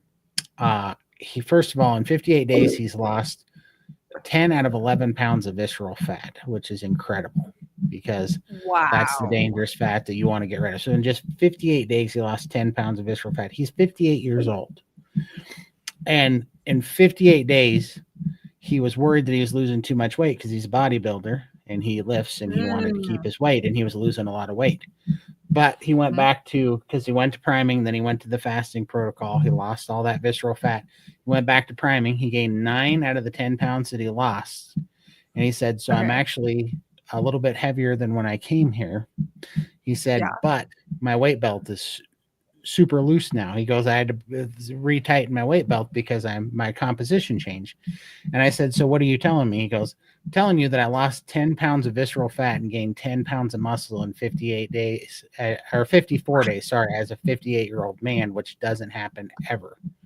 So what I'm telling you is you might be gaining fluid, you might be gaining lean tissue, but the thing about carnivore is that people aren't used to, and this is why this matrix up until carnivore used to work, that you could listen to the scale because you didn't have a way to really decipher it or a choice, right? You were nutrient restricting, you were restricting food molecules that are making your body heavier, and that was the only gauge you had to weigh. But not anymore. Carnivore is changing the game because on carnivore, it's a composition diet. You are not trying to lose weight, you're trying to lose fat. And you're also getting healthier and stronger, so you're gaining lean tissue. So it's one of the only ways that we notice all the time that you're gaining lean tissue while losing body fat. So the question is, are your clothes getting tighter? And are your clothes, is it fat or are you building muscle? All right. So it's not a good gauge to look at. Are you getting around easier? Are you feeling stronger? Do you have more stamina? Like, how are you feeling? Where's the weight coming from? And maybe it is fluid, or maybe it is even fat. And then it's time to question, kind of what you're eating. And maybe if something's sneaking in that you're not aware of, but that's why you need a community like SBG where you can be held accountable and have a communal help that's like a giant communal think tank that can help you work through all those issues, and you can see what everybody else is doing that's having success and how it works, so you can stay up to date with like how the composition changes work for everybody. Well said. I saw Damon's before and afters that he posted recently. He put it in the progress tab. Yeah. My gosh. He already started off ripped. Like, we'll give him that. But he looks super ripped now. And so my follow-up is, do you know if Damon was working out super hard? Like, was he keeping the intensity? He's been working out. The intensity is the same, but he's been working out for like 30 years. He's been doing this for 30 years. He's a personal trainer and coach. And he's just going off because he's like, this is mind-blowing, because that's what I knew the answer to this, but I'm like, okay, so as a 58-year-old man, is it normal to gain 10 pounds of muscle and lean tissue in 54 days? And he goes, it's unheard of. It's completely unheard of. It doesn't happen. I'm like, yeah. Awesome. And I was bringing that up, not because getting ripped is the, this gold standard or something, but the reason why I highlighted that was because it is such a good example of the composition changes. It is such a good example of how proficient the carnivore diet is at gaining lean body mass, which is going to throw the scale off, which is why you should throw that scale where it belongs, which is a dumpster fire. That's where you should put that. So, Not just a trash, but in a dumpster fire. exactly. That's where it belongs. Nice. Love it. Have you Thanks, seen Todd. the meme of like Ron Swanson? Like he takes the computer and throws it in the dumpster. Like just take I the have. computer and make it the scale. Exactly. Just Yes. chuck it. Exactly.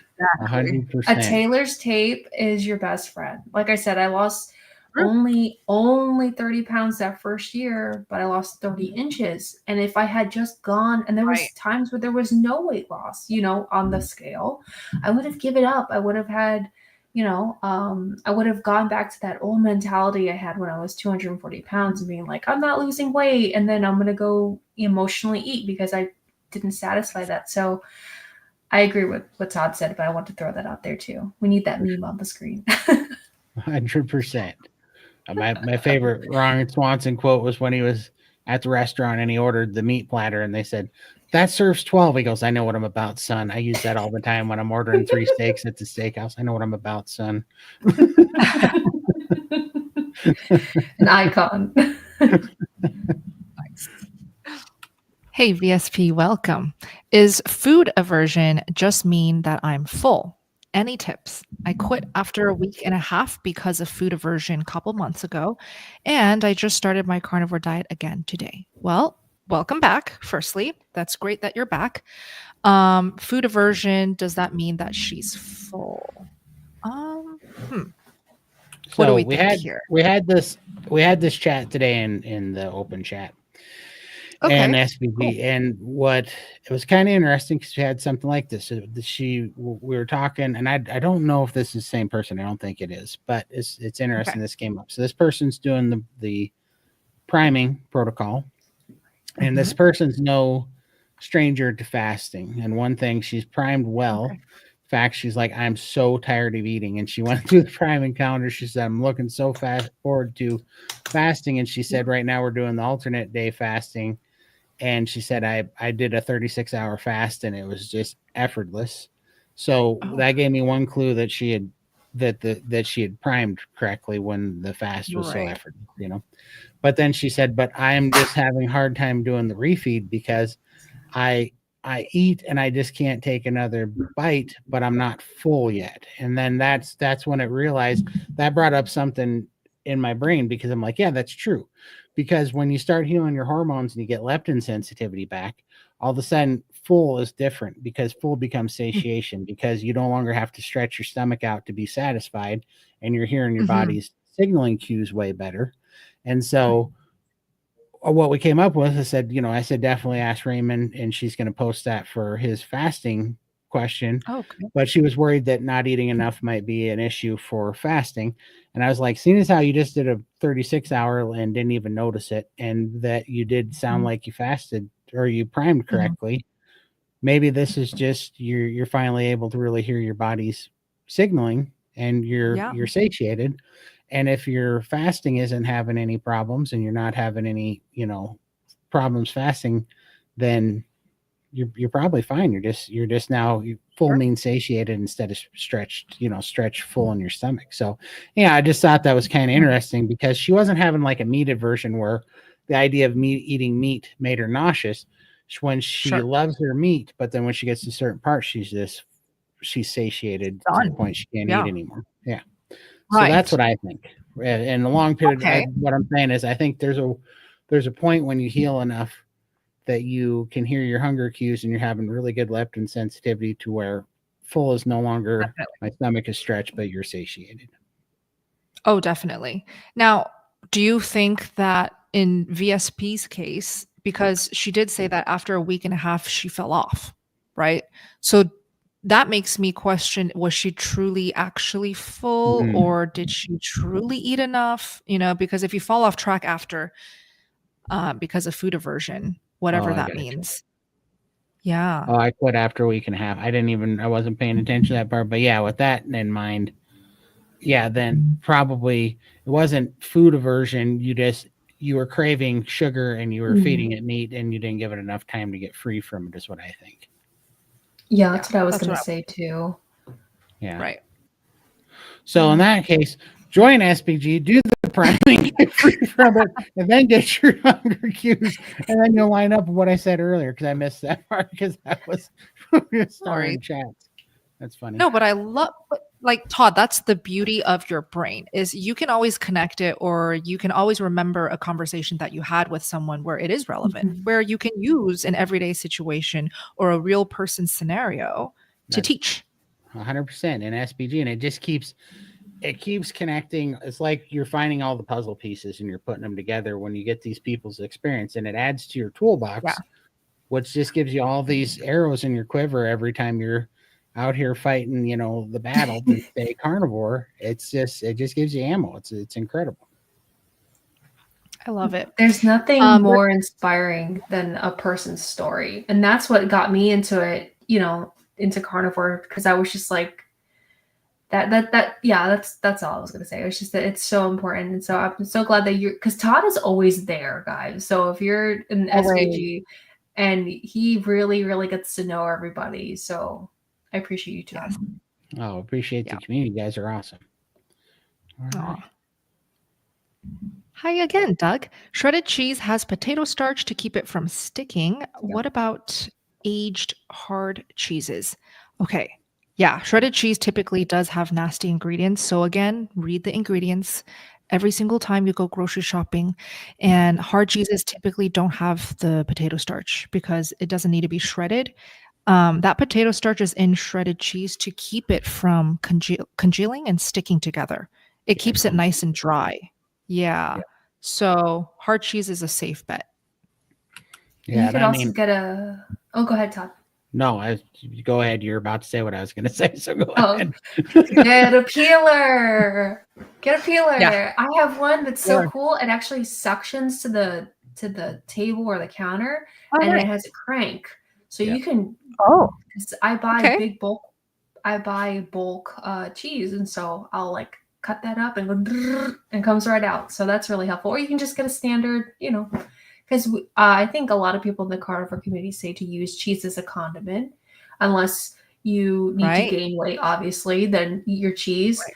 So maybe you don't have to go as hard as I do with the with the cheese grater.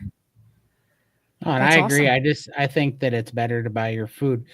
The least processed you can possibly get it, the better, because there's less likely of a chance, that they're hiding something in it. So a block of cheese is better than shredded cheese because they put fillers and junk in it, and you got to be a detective and watch the fine print. And that's why I'm not saying to not eat ground beef. I'm just saying I like grinded it myself because I know what's for sure in it. Because even if they don't add something in it, they put water on it to make it weigh more, and then they freeze it really quick so that it weighs more water, and then they're just selling you water. I didn't know that.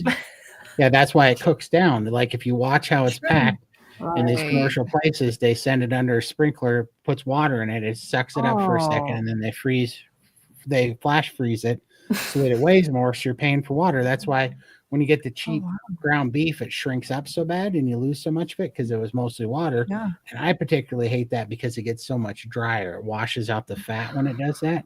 And it's that nasty taste to it. So, but for the same price as the cheap ground beef, you can buy an $89 meat grinder and then go buy brisket at $250, $350, $450 a pound, and you can grind up 22 pounds of it for cheaper than the cheap stuff, and it's way better. And you know what's in it, because when you get a 22-pound piece of meat that's just one muscle, you go, a series of muscles in one piece, you go, oh, I know exactly what's in that. They can't really play that game of putting stuff in additives, YouTube video idea, Todd. You have to film that. All right, I'm on it. All right.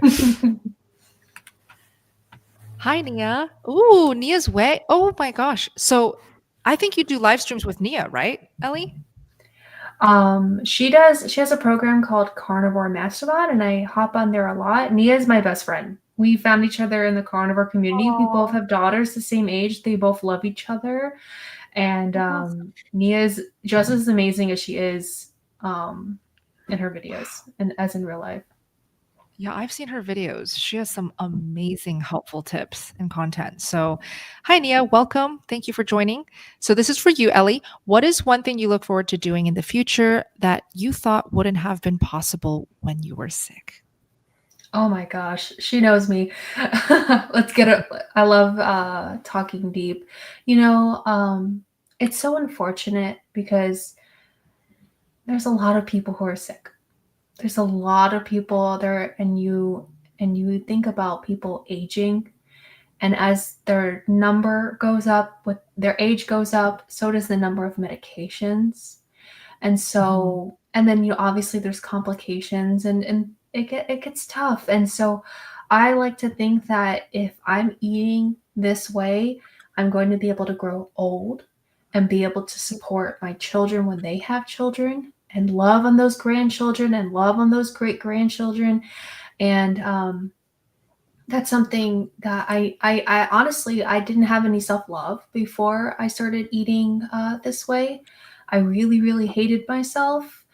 And I never thought I would be a mother. I never thought like I was worthy of love. And so the fact that I have that future love, and the love obviously now of my children too, but it's like I look forward to aging gracefully and hopefully helping as many people as possible just with telling my story. That's so beautiful. Yeah, round of applause to Ellie. I think everyone should take a second here and follow Ellie. So her channel is at Nourishment Redacted, as typed. Thank you, Todd. So you can see it literally right under her face, Nourishment Redacted. So just search that on YouTube. And I'll also link it in the description box. So if you click that link, you guys can subscribe to her channel as well. Okay. Thank you so much. Thank you. Anytime. Thank you. All right, Doug, does tallow get rancid? Do you know, Todd? Only if it's dirty. If it's not dirty, it never gets rancid. And I think there was another one on bacon fat. And no, as long as you clean it. And so there's a couple ways to clean it. One, you can run it through cheesecloth several times, and that'll clean it. The other one is that you dump it in a bowl with a little bit of water, like a big flat bowl. Dump it in there with water, and then let it settle, and then freeze it. And then once you freeze it, the piece of ice on the bottom will have all the sediment in it. If you do that a few times, it'll take it out. So only when reusing it, if it's not pure, does the the meat part of it go rancid. But if you keep it clean, it does not go rancid, and you could leave it on the counter. Perfect. Thank you, Todd. Yep. Okay, let me take a look here. Hi, 27. Can a carnivore diet trigger rheumatoid arthritis? No. There's no way. Not a chance. No. Carnivore diet is the least inflammatory diet you can possibly be on, and rheumatoid arthritis is an inflammation disease. So no. Right. Now, I will add, a lot of people will easily, I don't blame them. They get symptoms where they feel worse before they get better. And so they can't help but think, oh my gosh, did carnivore diet trigger this? Or did carnivore diet cause this? This is why we recommend watch all the YouTube videos. There's so many amazing carnivore channels. And I promise you, every single carnivore who's walked it and actually done it for 90 days, they'll know that, hey, maybe it's oxalate dumping. It could be histamine intolerance. It could just be your body going through the healing journey that it needs to before it feels better. So carnivore doesn't cause these things. It's just your body may be feeling a little bit worse due to adaptation or oxalate dumping before it starts feeling better. Right. And this is reason 10,099 that communities are important. Because this is literally what happens. There's so many things going on when you first do this, and so many metabolic changes, and so many composition changes, and so many, bacteria changes in your gut, microbiome changes that are happening, and changes to your bathroom, that if you adjusted your diet every time something that you presumed was negative went on, you would never stay carnivore because you would always be moving around because you take a negative feeling as something negative attributed to the diet. Where literally what Bella was just saying, I mean, I've been carnivore 25 months. I just went through the oxalate dump of all oxalate dumps, and had I not known what that was about, I would have quit for sure. I was like, oh Lord, something's killing me here, because it was miserable, absolutely miserable. And it lasted 6 weeks. And it was absolutely the roughest oxalate dump I ever went through. But I knew what was going on. But both my knees swelled up. I couldn't even hardly stand up straight. Gosh, it was miserable. I was bleeding from my navel. Like everything was going on. It was so gross, but it was just an oxalate dump. And it was just my body getting rid of all the oxalates that I put in there from, 26 years of eating garbage, and so you could go through something, an oxalate dump or a detox that can cause inflammation, but honestly, it's the only road to healing and health you're going to have. You're going to have to deal with those toxins eventually. Such a good point. Yeah.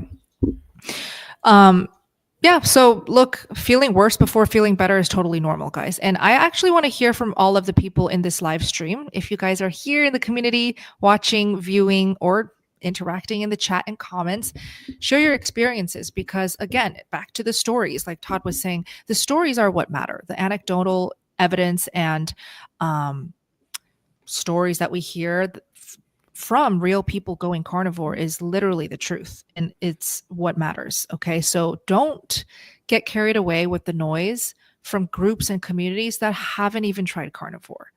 They're just trying to scare you. There's For sure. literally the vegan diet coming at me every single day, trying to disprove carnivore. So the more stories that we can get from people who actually have gone carnivore, the better. So share in the live chat or in the comments, what were some of the adaptation symptoms or oxalate dumping things that happened with you after going carnivore? This helps a lot of people. And look at that.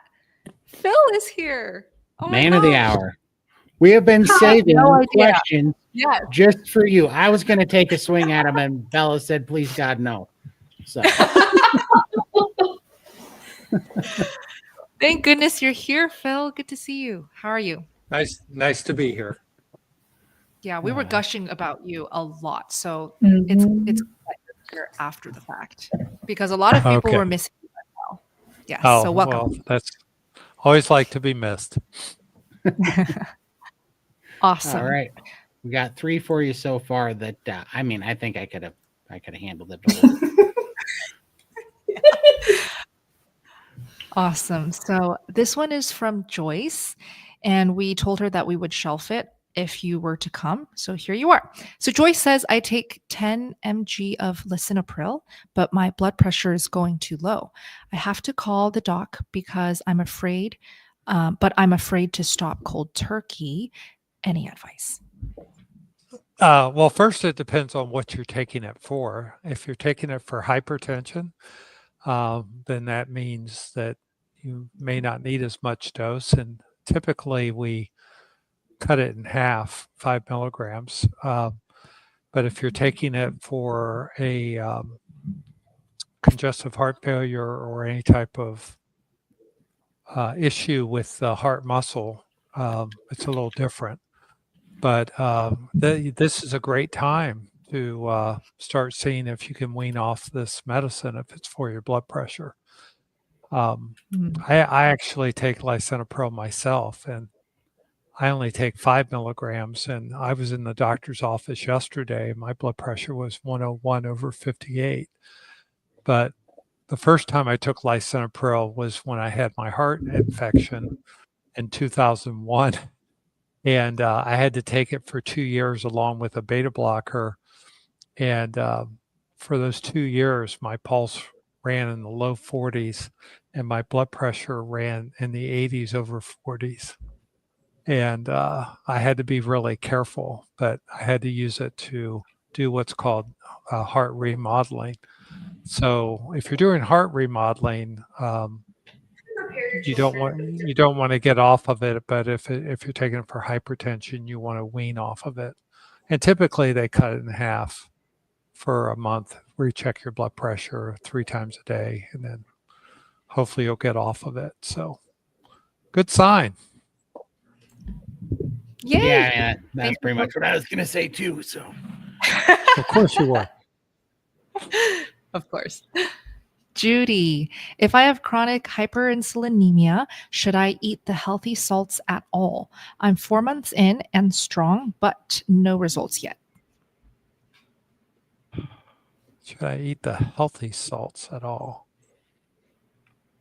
What did you guys think about this? I mean, Well, honestly, I didn't know what hyperinsulinemia meant. thank you for saying that. chronic too much too much insulin. Yeah. Yeah. Okay. Right. So, I guess the way I'm taking this is some people have an insulinoma, which is a tumor that secretes insulin, and they have hyperinsulinemia. But some people are taking large doses of insulin externally, and we would call that, because they're so insulin resistant, and we call that hyperinsulinemia. So I don't know which one we're talking about here. So Judy could give a little more detail. That would be Sure. great. All right, we will. But Yep. but I don't see, regardless, I don't healthy salts at all. I'm not quite sure what you're asking, because you're either eating salt or you're not eating salt.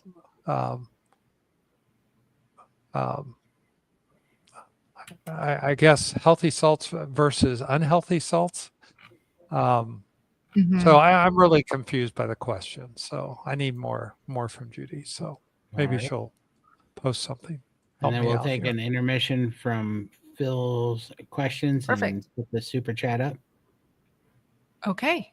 Thank you. Keto Simple. Thank you all for what you do and sharing your stories. So very important. Thank you so much. That's so nice. Hi, Dustin. Oh, you know him. Thank you. Yeah, Dustin's a big support. So thank you so much. He has a great channel too. Check him out. Ooh, let's all subscribe to Dustin at, let me read it again, Keto Simple. That's awesome. Thank you. Another one for Phil. Oh, yes. Back to this one. So, does anyone have experience with shrinking uterine fibroids on Carnivore? Phil, have you seen this with members or anyone? Well, personally, I don't have a uterus, so yes. I want to make that clear. But I have heard several women talk about their uterine fibroids and uterine fibroid pain going away on Carnivore. So I'm very encouraged by that. You would think a uterine fibroid is a abnormal growth of the muscle tissue in the wall of the uterus, and they can be on the outside of the uterus, the inside of the uterus, or the middle of the muscle of the uterus. And in some women, they're actually painful. They can cause excessive bleeding, depending on where they're located. But we have an open chat at SVG, and we've had a couple women say their fibroids went away. So I'm really encouraged by that. Which, as a doctor, that seems like that wouldn't happen. Because I think of it as a muscle within a muscle, as a abnormal muscle. But, all growths are probably due to some inflammatory process going on in your body. You heal the inflammation, and the process reverses itself. And my wife's had 2 growths in her body that going keto, they're both regressing. So one was a polyp in a gallbladder, and one is a benign tumor in her kidney, and they were both half size, and they've shrunken by 50%. And we remeasured them because we wanted to see how fast they were growing. We both shrunk by 50% on a keto diet. So that's awesome. So I'm a believer. Not going to happen for everyone, but it does happen. Right. That's awesome. All right. Hi, Joyce. Welcome. Does bacon grease need to be refrigerated? Todd, you would say so, So yeah? Not No? unless a bunch of stuff, not unless there's a bunch of sediment in it. But even bacon grease, honestly, is even more resilient to going rancid because the meat before it's even cooked is already cured. For the most Cured. part. Okay. Yeah. With the salt, it So helps it. Okay. yeah, yeah, salt but cured. some people eat uncured bacon. So True. Oh, okay. if you want to leave your bacon grease out, so let me talk as a public health guy, put my public health hat on. You want to strain your bacon grease before you put it in your bacon grease jar. And if you strain it, it's totally safe to leave out. But if you have bits of bacon in it, Oh. I agree with Todd. If it's 100% cured bacon, it's probably going to be okay. But Yeah. you just don't know how well it's been cured. So You'd be proud of me, Phil. I answered that question the same way about the towel earlier. no, it was you nailed it. You nailed it. It's just we don't always know the quality For sure. of the bacon if it's been properly cured, right? Yes. Mm. So if you're going to have bacon bits in your bacon grease, I would refrigerate it just to be on the safe side. For sure. But remember, the pioneers used to keep bacon grease forever out on the shelf. Oh, Yeah. wow. Okay, cool. They did die at 31, but there's no telling. There might have been something else going on. But they died Died of of it. infectious diseases, not from the bacon grease. For sure. I just thought I'd point that out mainly because it was funny. Love it, Todd. All right, Joyce. Shout out to Bella. We hit 1 month tomorrow. Started out as a weight loss journey. That's awesome. We lost 13 and 12 pounds, I'm guessing, collectively. That's amazing. But now I'm not concerned about weight. I'm enjoying no arthritis, pain, and I'm sleeping well. See, this is what we love to hear. Is you think you'll just get weight loss, you think you'll just look awesome, and then you also feel awesome. You have no pain, you sleep like a baby, just crazy things that happen that you didn't expect. And believe it or not, this happens to most people who go carnivore and give it enough time. So congrats. Thank you, Joyce, for sharing that. Awesome. Hey, Costa, welcome. Will carnivore restore a regular/normal heart rhythm? Phil. It does in some people, others it doesn't. So it's incredible. Carrie at Homestead Howe reports that he had an arrhythmia since childhood that totally stabilized on it. Yeah.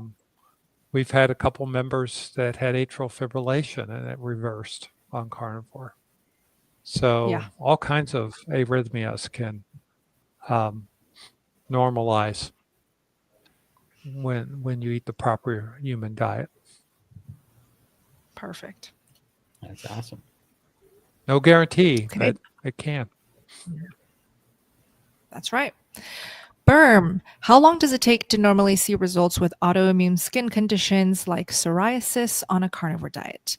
So I healed psoriasis on a carnivore diet, and it took me about 6 months to really feel like things are really turning around and it's going away. So give it at least 6 months, I would say. Ellie, did you struggle with autoimmune skin issues? I had rosacea.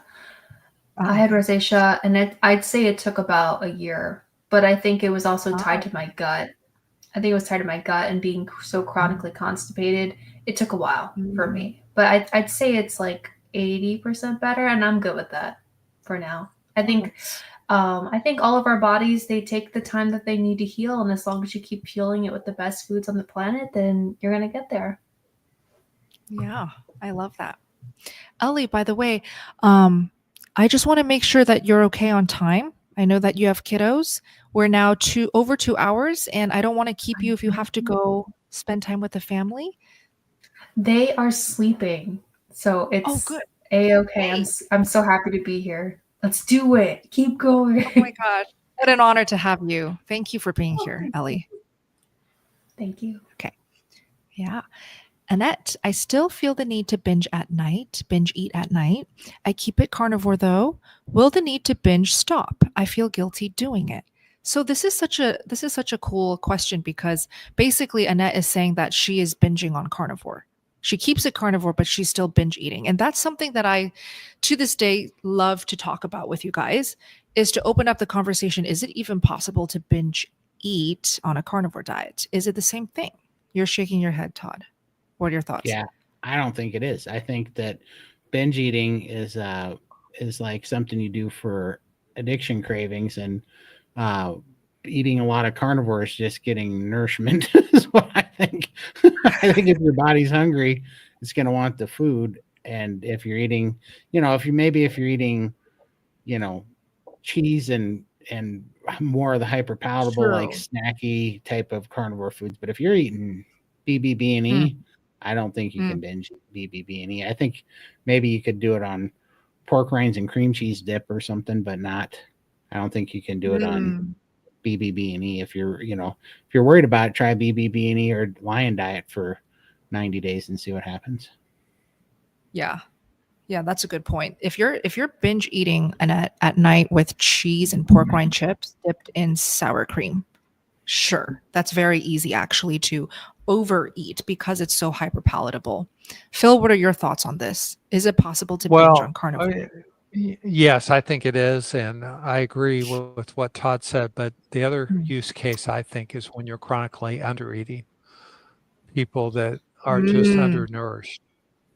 They are doing OMADs, or they think they need to be at some low level of calories, and they're just not getting enough protein in their diet. So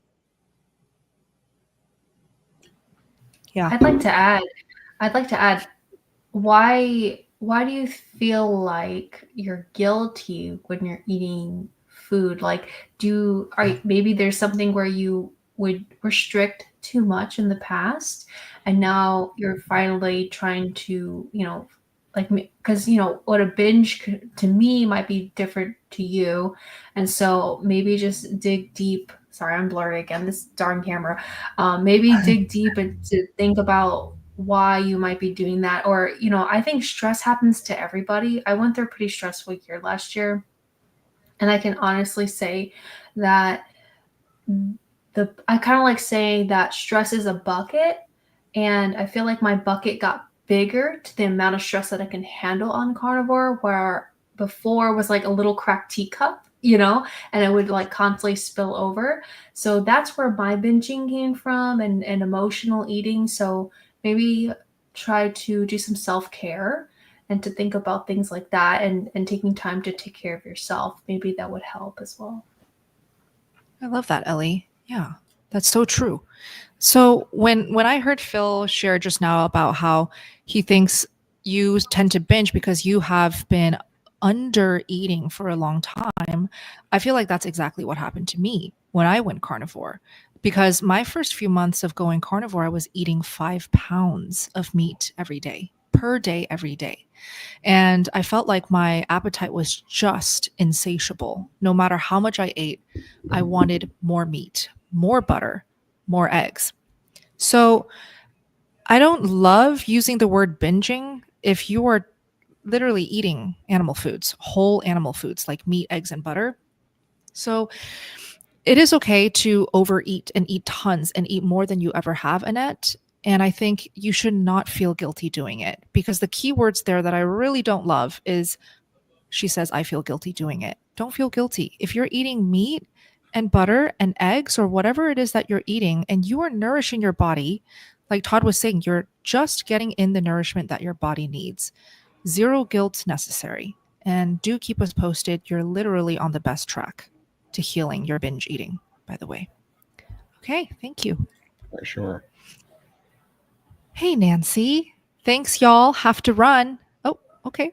Bye. She's just saying Thank bye. you for Lindy, joining. Lindy wanted to let us know that she was Yeah. out of here. So. Oh, thanks for joining us. Okay, Julia, welcome. How do I know if I'm eating enough? I do mostly 2 meals a day and I feel good and satiated, but I worry that my calories may be too low some days just because I'm not super hungry. Oh, I'll take this. I see that Julia's profile picture, she looks young. I would say look at some symptoms here. Look at some signs. Is your hair falling out? How is your period every month? Are you getting cramps during your period? Are you getting intense sugar cravings before your period, the days leading up to your period? These are really reliable markers that even I myself still enjoy checking into every single day. At this point, I've made it an autopilot habit where every single day, throughout any day, I'm checking into these markers. How are my sugar cravings? How was my period this month? Right? I'm just about finishing up my cycle this month and 0 chocolate cravings, unlike when I was vegan, 0 bloating, and 0 cramping. That's what we want as young women. So if you're not getting any negative signs on those markers, if you're not losing any hair, then I would say you're eating enough, even on 2 meals a day. Here in SBG, we love starting out carnivores on 3 meals a day, aka priming, but you don't necessarily have to do it. If you're feeling great, symptoms are great. Did I do that okay, Phil? You did great. Thank you, Phil. Okay. That's awesome. Hi, Sandra. Welcome. I lost 20 pounds in the beginning of carnivore. Congrats. I gained 5 pounds after incorporating extra butter, and I am at a stall by only eating ribeye, salt, and water. What am I doing wrong? Nothing. You did nothing wrong. Like, is she saying here, because I'm a little confused, is she saying that she gained 5 pounds after the extra butter and now the 5 pounds are there, even just eating ribeye, salt, and water? Because it That's seems what like she's she's saying. not. Yeah. Okay. Yeah. I mean, is she requiring your body? Yeah, but your body takes a break every so often. Your body's lost 20 pounds. It's not unusual. Your weight loss on carnivore really has to do with healing and how much weight you have to lose. And when you look at weight loss, it's not a ski slope. It's more of a sawtooth, like a stair step going down. Some people drop a bunch of weight and then their body takes a pause, gets renourished, does some healing. And then there's the group that doesn't lose any weight up front. They're all about the healing. And then the weight loss comes later. So I wouldn't worry about it. It doesn't sound like, from what you're describing, Sandra, you're doing anything wrong. Well said. Okay. Hot sauce, welcome. What if you're not getting enough fat? I don't like chuck, dark meat, chicken, or short ribs, but I do love bacon. Then go ahead and eat the bacon. That's a great source of fat. Good job. For sure. All right. All right. Hi, Keith. Welcome. Is seasoned salt okay? Seasoning salt. Okay. Yeah. Okay. What do you think, Todd? I don't think so. I think it's got too much. I mean, it depends on what kind you're using, I guess.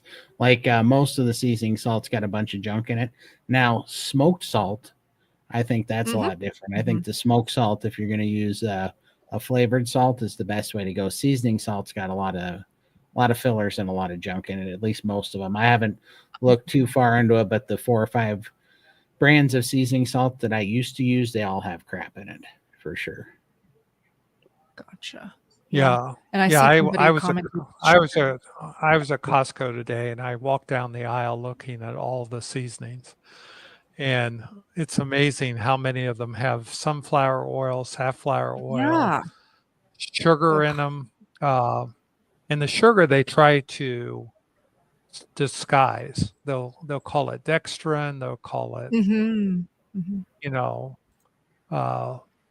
weird names for sugar. So just be aware that the more complicated the mixture, the more likely it's to have something that you may tolerate, but you may not. But sure, a lot of the barbecue seasonings have brown sugar in it, which you really want to get away from the sugars if you can.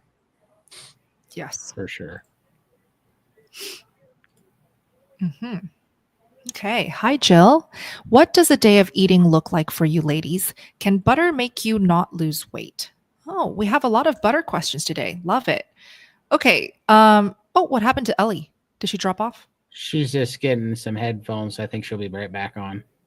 Okay. Perfect. So then I guess I'll take this. What does a day of eating look like for you?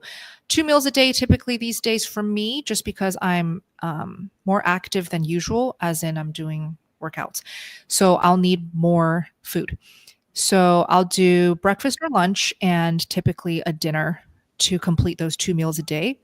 And I'll have anything from steak, chicken wings, fresh pork belly. I'll have tons of eggs, butter on the side if I need the fat. I just go by my cravings. Whatever it is that I feel like tastes or sounds appetizing, I'll just cook up. I basically have my go-to favorite meals that autopilot, I know it's going to make me feel good. I know that I'm going to stay full, and that's what I eat. So Ellie, if you can take this next, what does a day of eating look like for you? Absolutely. Thanks. Sorry. I got a little cold. No My worries. headphones are dying, so I'm so glad to be back. Yeah, a typical day for me is I find that eggs are the best in the morning for me. I'll eat about like 5 or 6 eggs. Um, a sausage won't is pretty great, or a couple slices of bacon. That's usually like a breakfast that I'll enjoy, maybe with a little bit of cheese. Lunch is typically burger patties. I'm pretty simple when it comes to eating. I also love chicken thighs. Chicken thighs are fantastic. And then if I could have lamb at the end of the day, I'm a happy lady. So I love shrimp. I love shrimp too. If I can have any kind of seafood, and I'm trying to throw in some more sardines as well. So that's kind of like a typical day of eating for me. Lots of variety. Love it. Love it. And then the question, can butter make you not lose weight? Well, there's so many factors that contribute to you not losing weight. And some of those factors are things that you just cannot cheat or hide from or skip over, which is, and something that we see a lot is you need to first heal. Some women have to gain weight initially to heal before the body feels safe and ready to lose the extra weight. So I wouldn't say that butter is a sure way to gain weight or prevent you from losing weight. I actually see tons of people eat more butter and their pants fall off, like Butter Bob, right? You just start losing weight because you're eating more fat, butter or not. So it really depends. And don't see weight gain or weight loss, weight stalls as the end of the world. It's just not. Okay, let's keep going. All right. All right. Before MK, I do want to request from everyone to put in the comments, what's a typical day of carnivore eating for you? Let's all share. MK says, I'm 5 days carnivore, a newbie. Congrats. My breakfast is mostly eggs and bacon or hamburger and poached egg. I feel fine with breakfast, but after eating lunch and dinner, I feel fatigue. What am I doing wrong?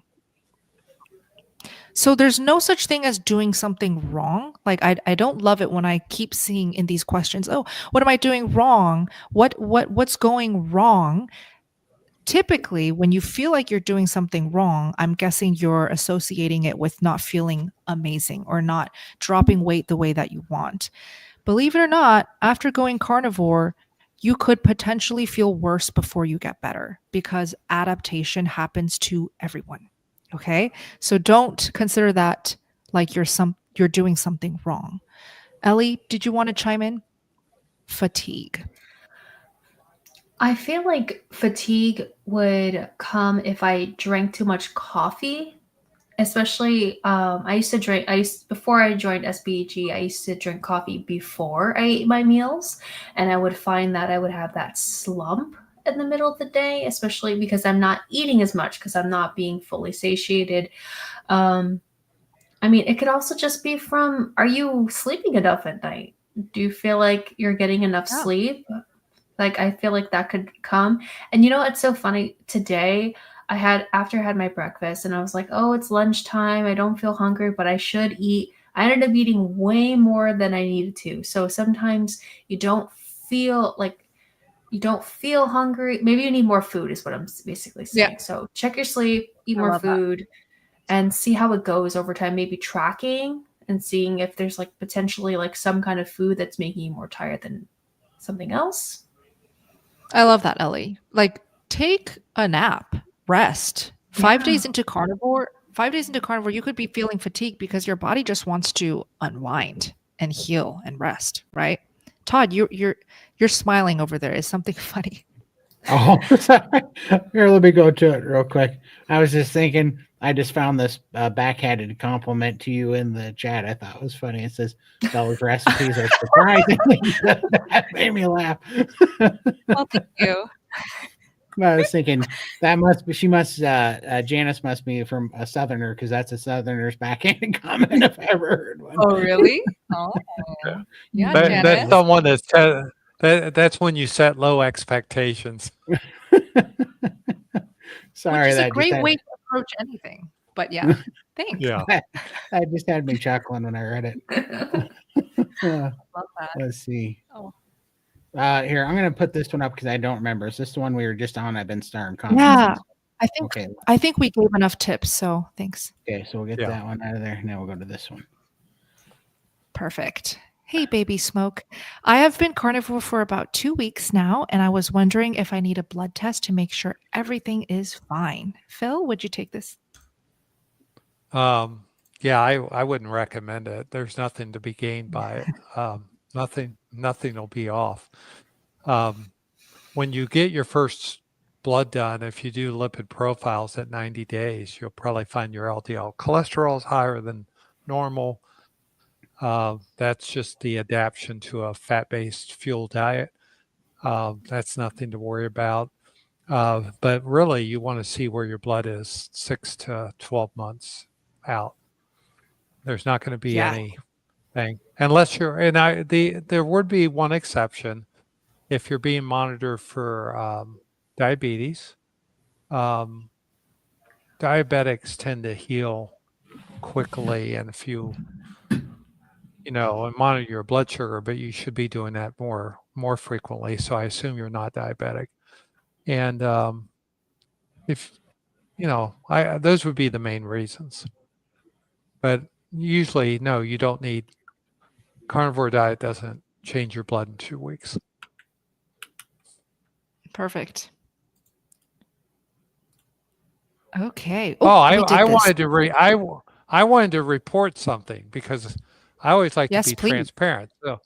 So I think I talked in my latest video, or maybe I brought it up here last time about the vitamin D, but I wanted to state that again. That right. I had been vitamin D deficient for years, and took 5,000 units, international units of vitamin D for years. And I wanted to be carnivore for a year before I tried off of it. So I stopped my vitamin D in November and had my vitamin D level done a week ago. And it came out 58, which is the highest it's ever been on no supplements. So people always worry about, well, do you need to take supplements? And you do to correct existing deficiencies. But as I proved with this, once I got over my deficiency, carnivore is maintaining my vitamin D levels just fine. So I thought I'd share that for people that are afraid that they have to be taking lots of supplements. You don't. Yeah. Love that, Phil. Oh, yeah. And I see your message, Todd. So, Phil, I think your video is just a bit laggy. It's like lagging after your voice, just a little bit. I notice when I put my hands up, it happens like 30 seconds late. So I don't know what to do for it. No worries. It's okay. Well, we hear you very clearly, so it should be perfectly fine. What was that? I'm calling from Japan tonight.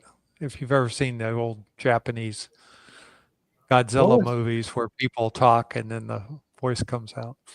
What was that character from the You- 80s on MTV, Max Headroom or whatever? Yeah, Max Headroom. Yeah. No, I remember when they used to translate the Japanese movies and it was never quite right back in the 60s. Oh yeah, and dubbing. 70s.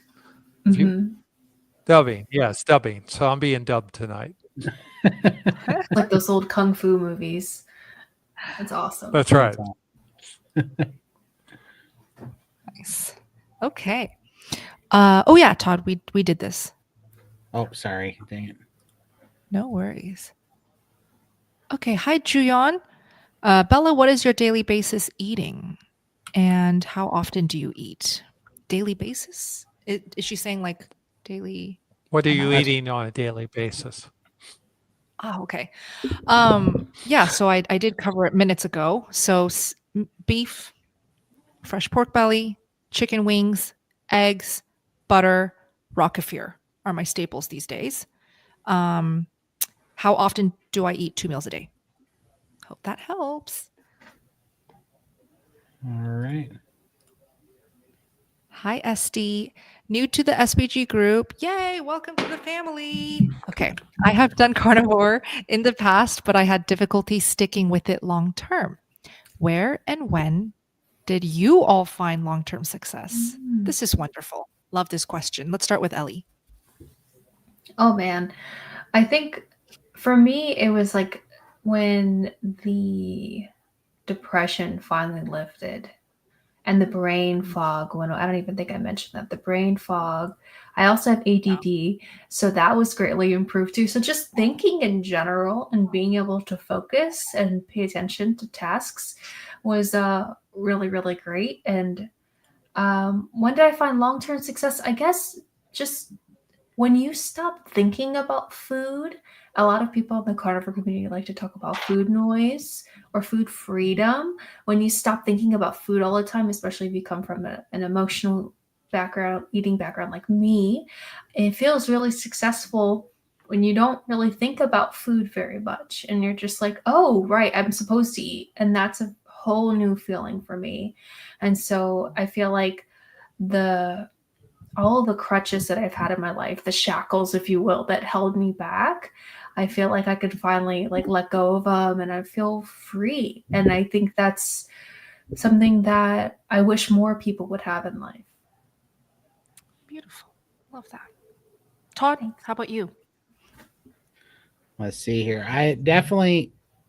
I found success just on carnivore. It's the only successful thing. But when I got into a community, that's when it started filling in all the gaps that I was missing. You know, this what I like literally in the first week that I was in SBG, I was listening to the NSB calls and the community calls and reading the chat. And what happened was there's all these things that I didn't understand that I thought maybe I was going crazy, like feeling bad when I'd have chicken or just all these little idiosyncrasies that had me doubting on a daily basis whether I was doing something wrong that had me almost, I mean, you feel like you're going a little crazy because you're like, do I need to adjust something again instead of just letting, being calm with it and just letting it go and understanding that everything that feels negative is not a feedback that you're doing something wrong. It's just things working its way out. And once I started hearing everybody do that, I realized, oh, this is long term.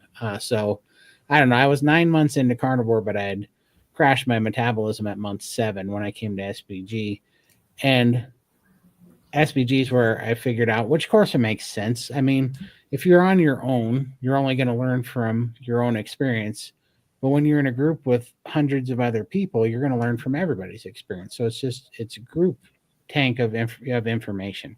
So how is that? Especially, it's a really non-biased group tank of information because nobody's selling anything. It's literally all the people are just trying to get healthy and they're giving you feedback and they're letting you know it works. So it's pretty much the most non-biased, natural way to get information and to filter out all the nonsense that I can think of. It's really, I don't know why I didn't see that before, but once you experience it, you're like, oh, okay, this makes total sense. This is worth its weight in gold,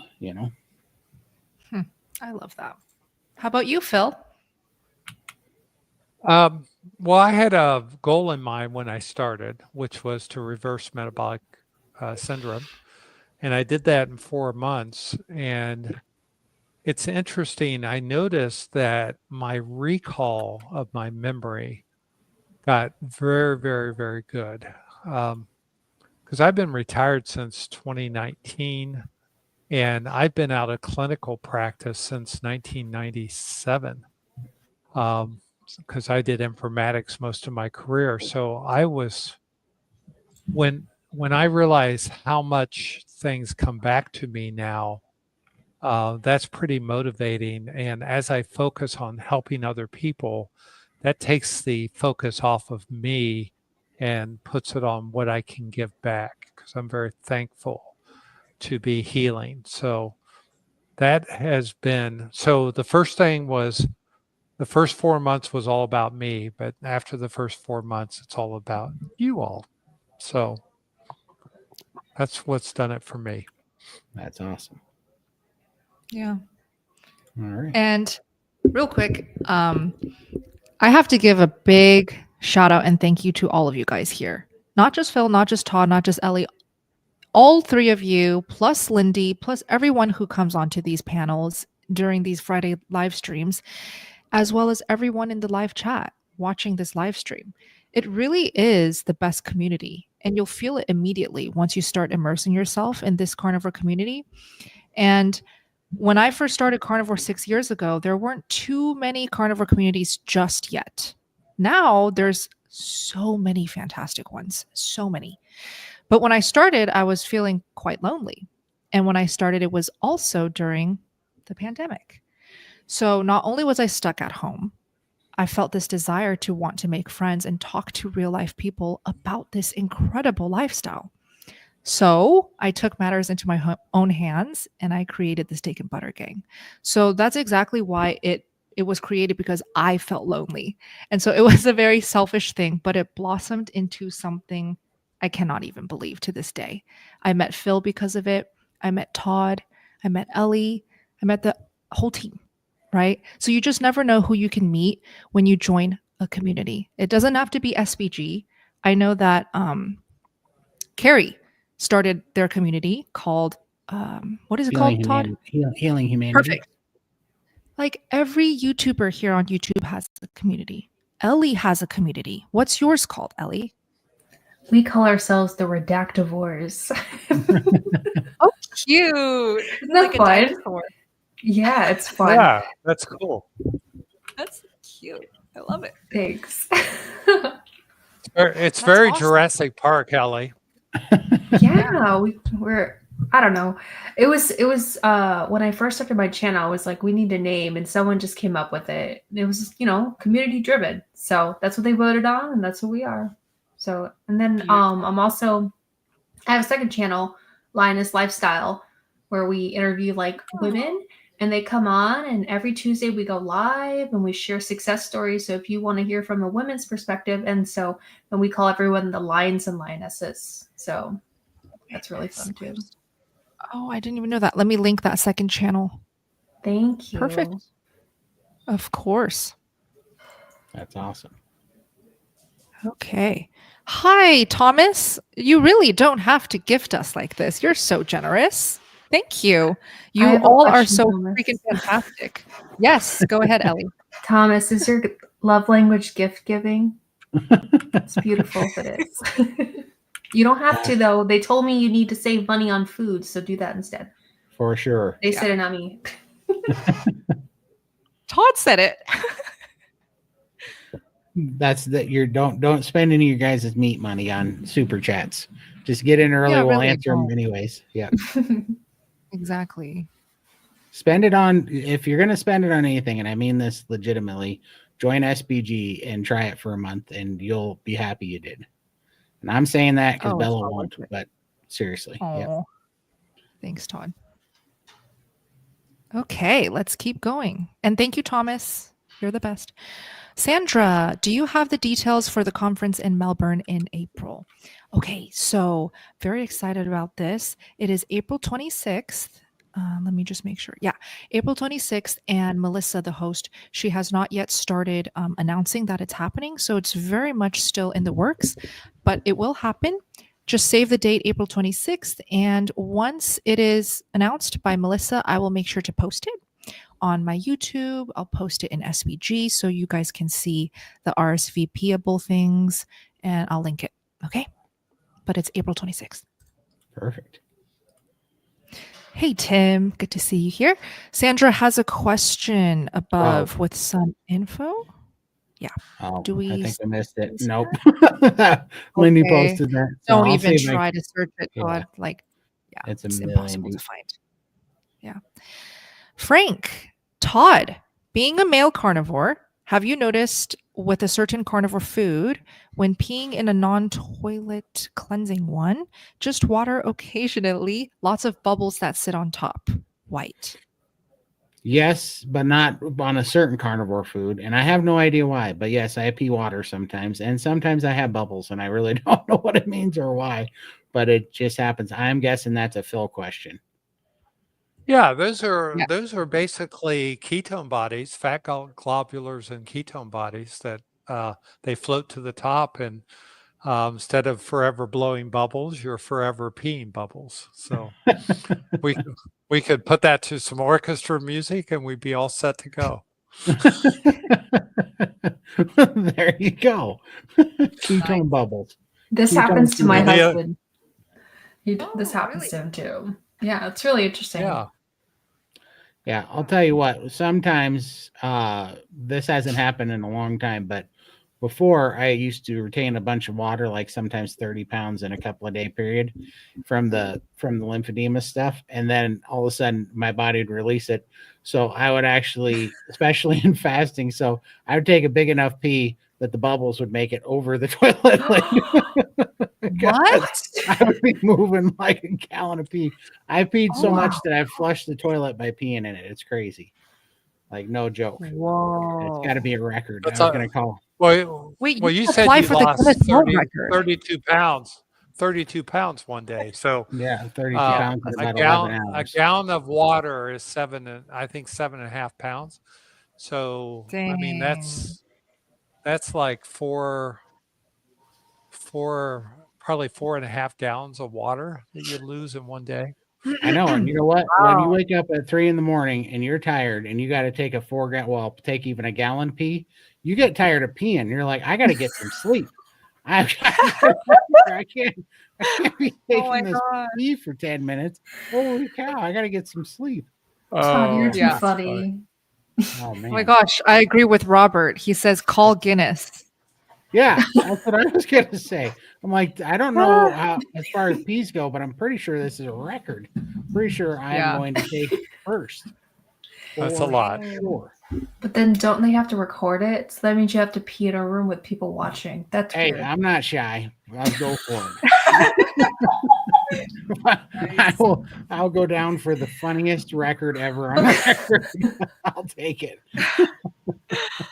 Love that. Okay. Okay, April, welcome. Is vanilla extract okay? And how long does it take to feel better after a setback? I was on day 9 and drank low carb, gluten free wine. Oh, I didn't even know there's low carb, gluten free wine. Yeah. I feel awful. I'm now at day 13. I was feeling great until that. I'm sorry that happened, April. And totally normal. People have setbacks all the time. And just get back on track. It might take a couple days. It might take a full week. But I promise you, you'll go back to feeling amazing if you just keep eating those carnivore meals and you stay consistent. And is vanilla extract okay, Todd? What do you think? I don't know. I know a lot of people use it, and I think it's probably fine. I think it's probably even better than the sugars. I just stayed away from it because I like the artificial sugars, but I just stayed away from it because it's vanilla extract to me is too much on that sweet palate that it makes me crave those sweet things. So I stay away from it because it's got that sweet taste to it. Ellie, do you ever use vanilla extract? Rarely. Sometimes something for the kids. I'll make like a carnivore waffle or something and throw it in there. Yeah. And they enjoy it. Maybe a little cinnamon. But I personally stay away from spices. except salt. Oh, Rarely. so why do you stay away from spices? So when I first started my carnivore journey, like my rosacea was really bad. My perioral dermatitis, I can't speak, it used to make my face burn. I actually recorded a video about this, cleaning out all of the spices and all the food that used to, hurt me and inflame me, and with the promises of like, when I gave birth to my children, and I was told if I eat more oatmeal, I would be able to breastfeed, and I wasn't able to breastfeed. And so I did this big purge of my pantry, and I decided that I wanted to be as clean as possible. I stopped drinking coffee and all that stuff because I really wanted to heal. And it's a bit of an emotional video, but it's out there. It's probably not the best quality either, but it's raw and it's real. And so that's why I stopped. And I rarely do salt now. If I feel like I need it, I'll use it. Yay, another no salt carnivore. Yeah, not many of us. No. Love it. Okay. All right, hold on. Hopefully that helps, April. Hello, JMJ. I've been getting a lot of heartburn on carnivore. What causes heartburn? Phil, would you like to take this? Yeah, that's not an uncommon complaint when people start carnivore, especially. We hear a lot of people that get heartburn, and there's several things that we do. Slow down a little bit, eat smaller meals, more frequent. Some people find using a little apple cider vinegar with their meal can help with that. But it usually goes away within 2 to 4 weeks. So it's nothing to worry about. It's just your body adapting. Yes. Perfect. All right. Hey, Amanda. So Amanda's scheduled today to give a plasma donation, and she says, I'm about to go. They want you to stay and replenish with a snack. Cheese is the only thing I can have from there, and I am 2 meals a day. I hope that's okay. Phil, what do you think?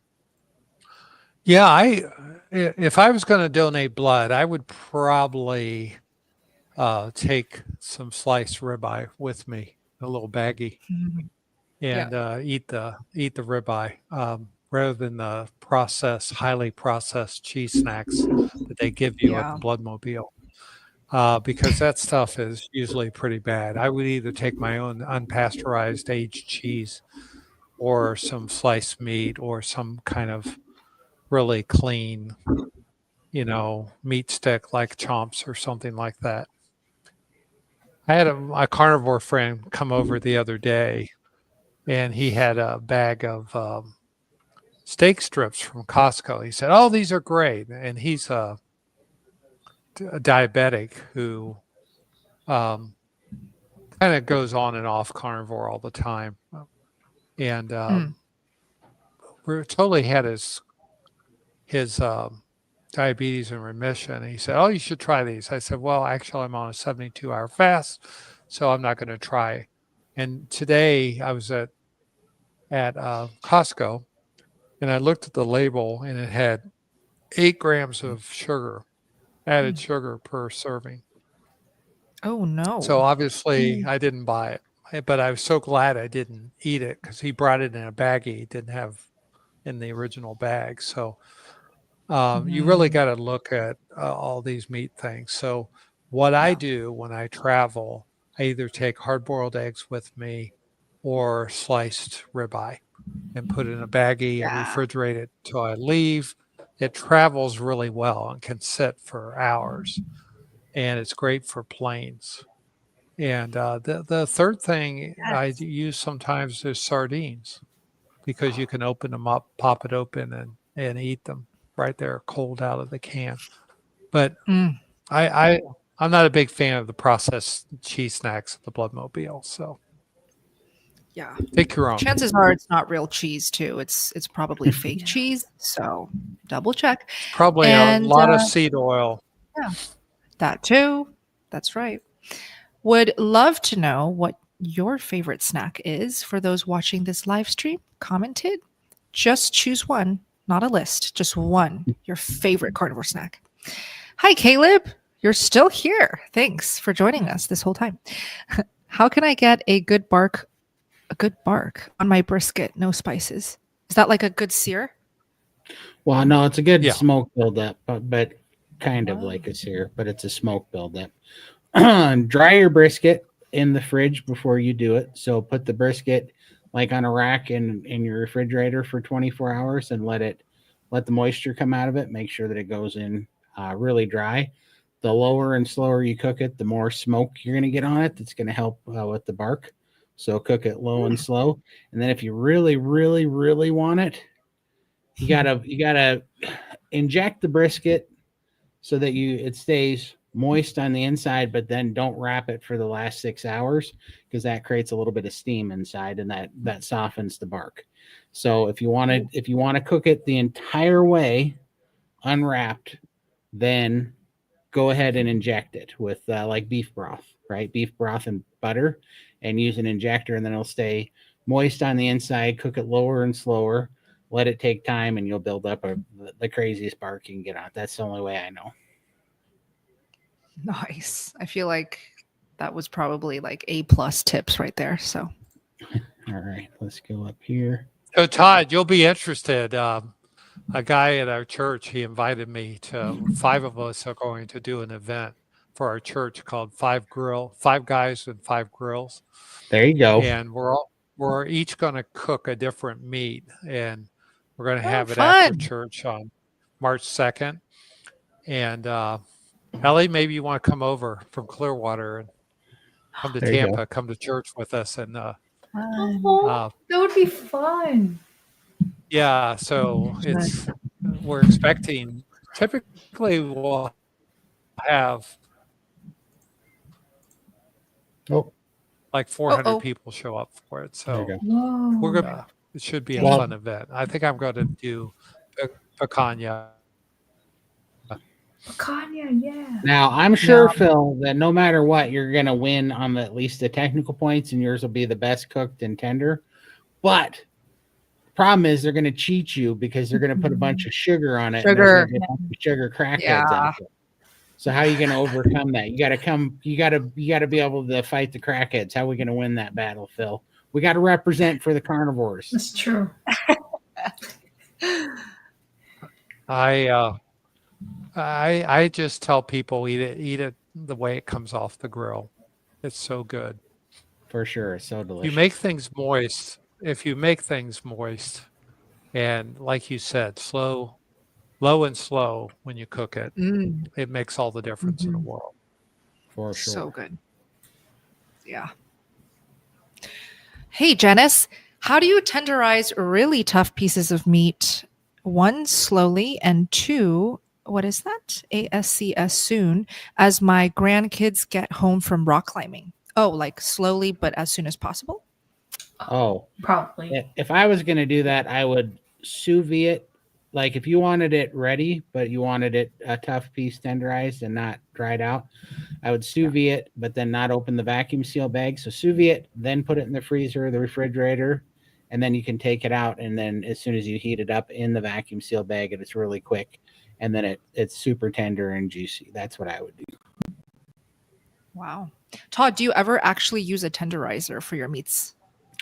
Not really. I've never really tried it because I would rather either slow cook it in a crock pot, slow cook it on the smoker, or slow cook it on sous vide. But when I do those things, I batch cook for 20 pounds of meat at a time or more. So on a Sunday I'll make 20 to even 40 pounds of meat, low and slow, but then it's ready all week long, and it's just perfect, because then you can use it all week. So that's right. Yeah, and I'll tell you, pulled pork can be a really tough meat, and if you slow cook it and then go ahead and pull it, put it in a vacuum bag with some of the juices and freeze it, and then pull it out and you heat it up. Basically, you don't even need a sous vide device. You can just get your water up to 160 and let it set in there for half an hour, and it'll make the juiciest pulled pork you've ever had. For sure. I made Wow. 100 pounds of it from my dad's 95th birthday. That's Wow. awesome. You sous vide 100 pounds of it? Yeah, I pre-cooked it all, slow cooked it in the oven In the oven. for several weeks. And then the day of the event, I had big pots of water, and I would just throw the bags in there and let them warm up. And when you open them up, the pulled pork is so tender and juicy, and the flavor is incredible. I agree. also, from my brother-in-law, who's a professional chef, told me to take chicken wings and pre-season them and put them in a vacuum pack bag and throw them in the refrigerator for 24 hours and then do them in the air fryer. And oh my goodness, it makes all the difference in the world. Phil, did you notice whatever you're going to put on? Did you notice that made the chicken almost taste like teriyaki chicken once you do that? Well, I did pork. I did pork, but you could do shredded chicken. Oh, I got you. Because I did that once. I would take chicken breasts and actually I was taking chicken thighs, and I pre-seasoned them. This one I was on keto, but I was doing sous vide cooking on keto. Oh, you're talking about the wings? Yeah. Oh, the wings. Yeah. No, for me, I made them salt and garlic on one batch and lemon pepper, just lemon pepper on the other. And they were so good. They were like they were done in, lemon juice and butter. Yeah. I didn't put any liquid on it. It was just all dry. Well, if you take, you ever gone to like, just any Chinese restaurant or like, what do you call those hibachi grills where they do the teriyaki chicken, and it's got a texture that I've never been able to make chicken taste like before. It's got kind of a different toothier texture that comes with the teriyaki. Well, I accidentally nailed that when I was sous vide cooking because I used to meal prep, and so I'd vacuum seal everything ahead of time. Well, then I started seasoning everything and I'd vacuum seal it. And when you put a bunch of salt on chicken thighs and then you vacuum seal it and you leave it sit for a week and it brines in the salt, that's how it gets like that. And so I cooked all this chicken thigh a week later and chopped it up, and it all tasted like teriyaki chicken, and it had that same texture that teriyaki chicken has. It was the craziest thing. I was like, that's how they do that. That was so crazy. Yeah. Yum. Yeah, it's amazing when meat, you cook meat, slow cook it and then let it set. Yeah. And freeze it in freezer bags and then warm it up using a sous vide method. It's incredible, the flavor in the meat. It's very inexpensive. I mean, I picked up a boneless leg of lamb at Costco today for $4.99 a pound. Yeah. And My favorite. I can't. I'll be having that tomorrow. Tonight I made lamb chops and wild caught salmon. Had a little surf and turf, and it was just delicious. Sounds great. All these hot tips, man. Oh, Todd, I think you missed this. Oh, I did. Let's do this for you. You can answer it actually. So, hi NJ. My husband likes to sous vide our beef meat at around 140 degrees for 48 hours. Any thoughts on cooking for that length of time? 140 degrees for 48 hours. I cook my brisket at 84 hours. So there's nothing wrong with that. Yeah, you can cook. A long time. Wow. Yeah, there's absolutely nothing wrong with that. Let's see. My husband likes to sous vide our beef meat around. Yeah, no, I think that's completely fine. I do. I'll do like 22 pounds of beef brisket for 84 hours at 153 degrees, and it's fantastic. It gives it a whole different texture and a whole different feel. That's one thing. That's why I was asking Phil. I thought that he might have made that 100 pounds of pulled pork in a sous vide. One of my favorite things about a sous vide is you can take one submersible sous vide pump and get the largest vat. So I would go get the Rubbermaid. Like, you don't have to buy the expensive sous vide containers. I go buy those giant Rubbermaid containers that cost like $10 and they're like 20, 30, 40 gallons. And I fill those up with water. And then I, like, one Christmas, I put 8 4-bone prime ribs in 1 tank of water, and I sous vide Wow. 8 4-bone prime ribs with 1 submersible pump. It took 2 days, but it was the best prime rib, and nobody could believe it because I made 8 4-bone prime ribs all at once. Wow. And there's nothing easier. You put that thing on the kitchen island, put the submersible pump in it. You just cut a hole in the top of the lid, put the lid on. You do have to add some water when you sous vide that long because the water evaporates out. But they do, if you get a good lid. And then a lot of times they'll try to float, but I bought these stainless steel chain meshes that lay over all the Oh, meats and it weights it down, and it works smart. fantastic. So you can cook 100 pounds of meat in 1 container and just leave it Okay. there and it's all ready to go. It's fantastic. But yeah, there's absolutely Wow. nothing wrong with that. And then you take Okay. that brisket, sous vide it for 84 hours, and then go cold smoke it on the smoker for, like 6 to 10 hours. And you got the best of both worlds. You got a bark and you got the most tender brisket you ever had in your life. It's awesome. You're going to need to stop because I'm going to be drooling at this point. My stomach is grumbling. Tasty. Whew. So good. Nice. Let's go up here. Well, Hi, it's Dawn. funny. Go ahead, Phil. In the chat, someone's asking, how do you overcome being bored of eating beef every day? I mean, maybe they just need to improve their cooking.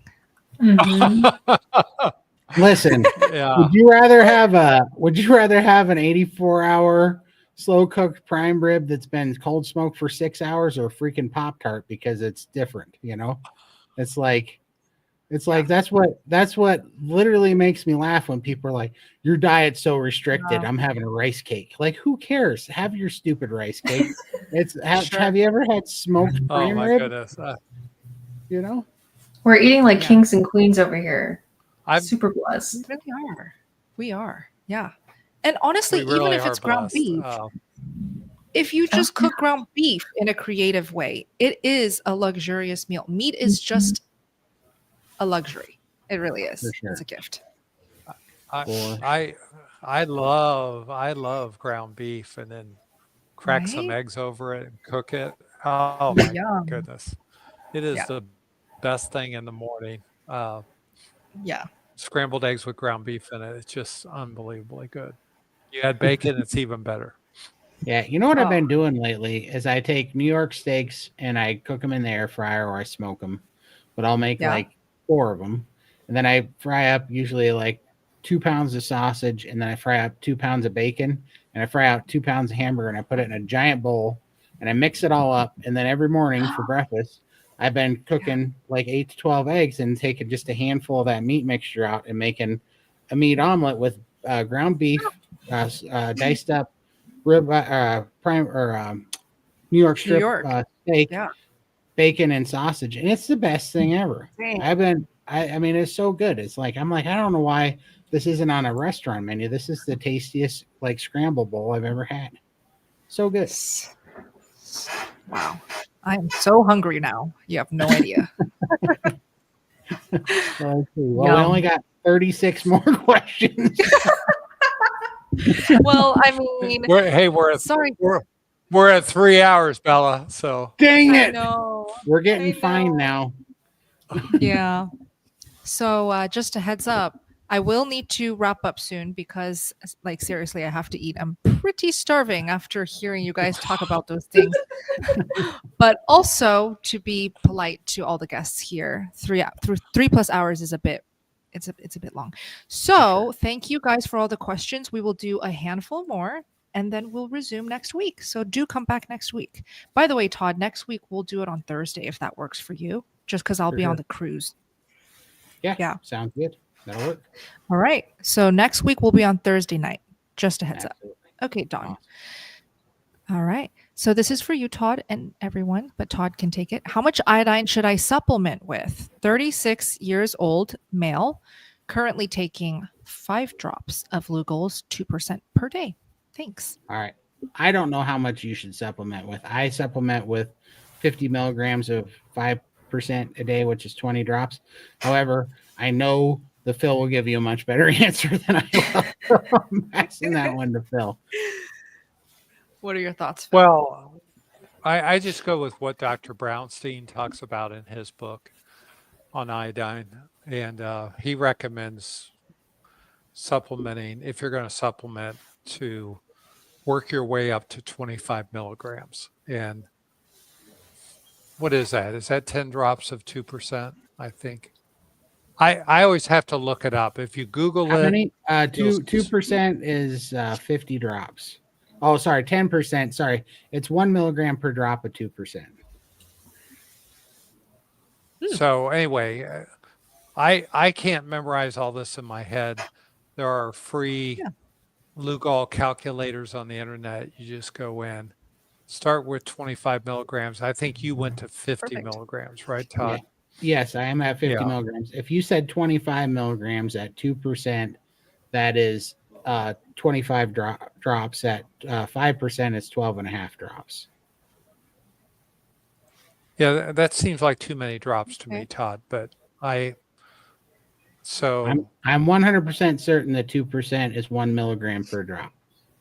okay. Well, I encourage people to get the calculator, and you don't start and hit 25 the first day. You start very low, and if you have thyroid issues, start even slower. For certain. Yeah, I started at 3, then went to 6, and then I went to 12, then I went to 25, and then I went to 50. And I did it about 3 days apart, but Phil's way of doing it about a week apart, I think, would be better at just adding a drop or two a week, is what you said, right, Phil?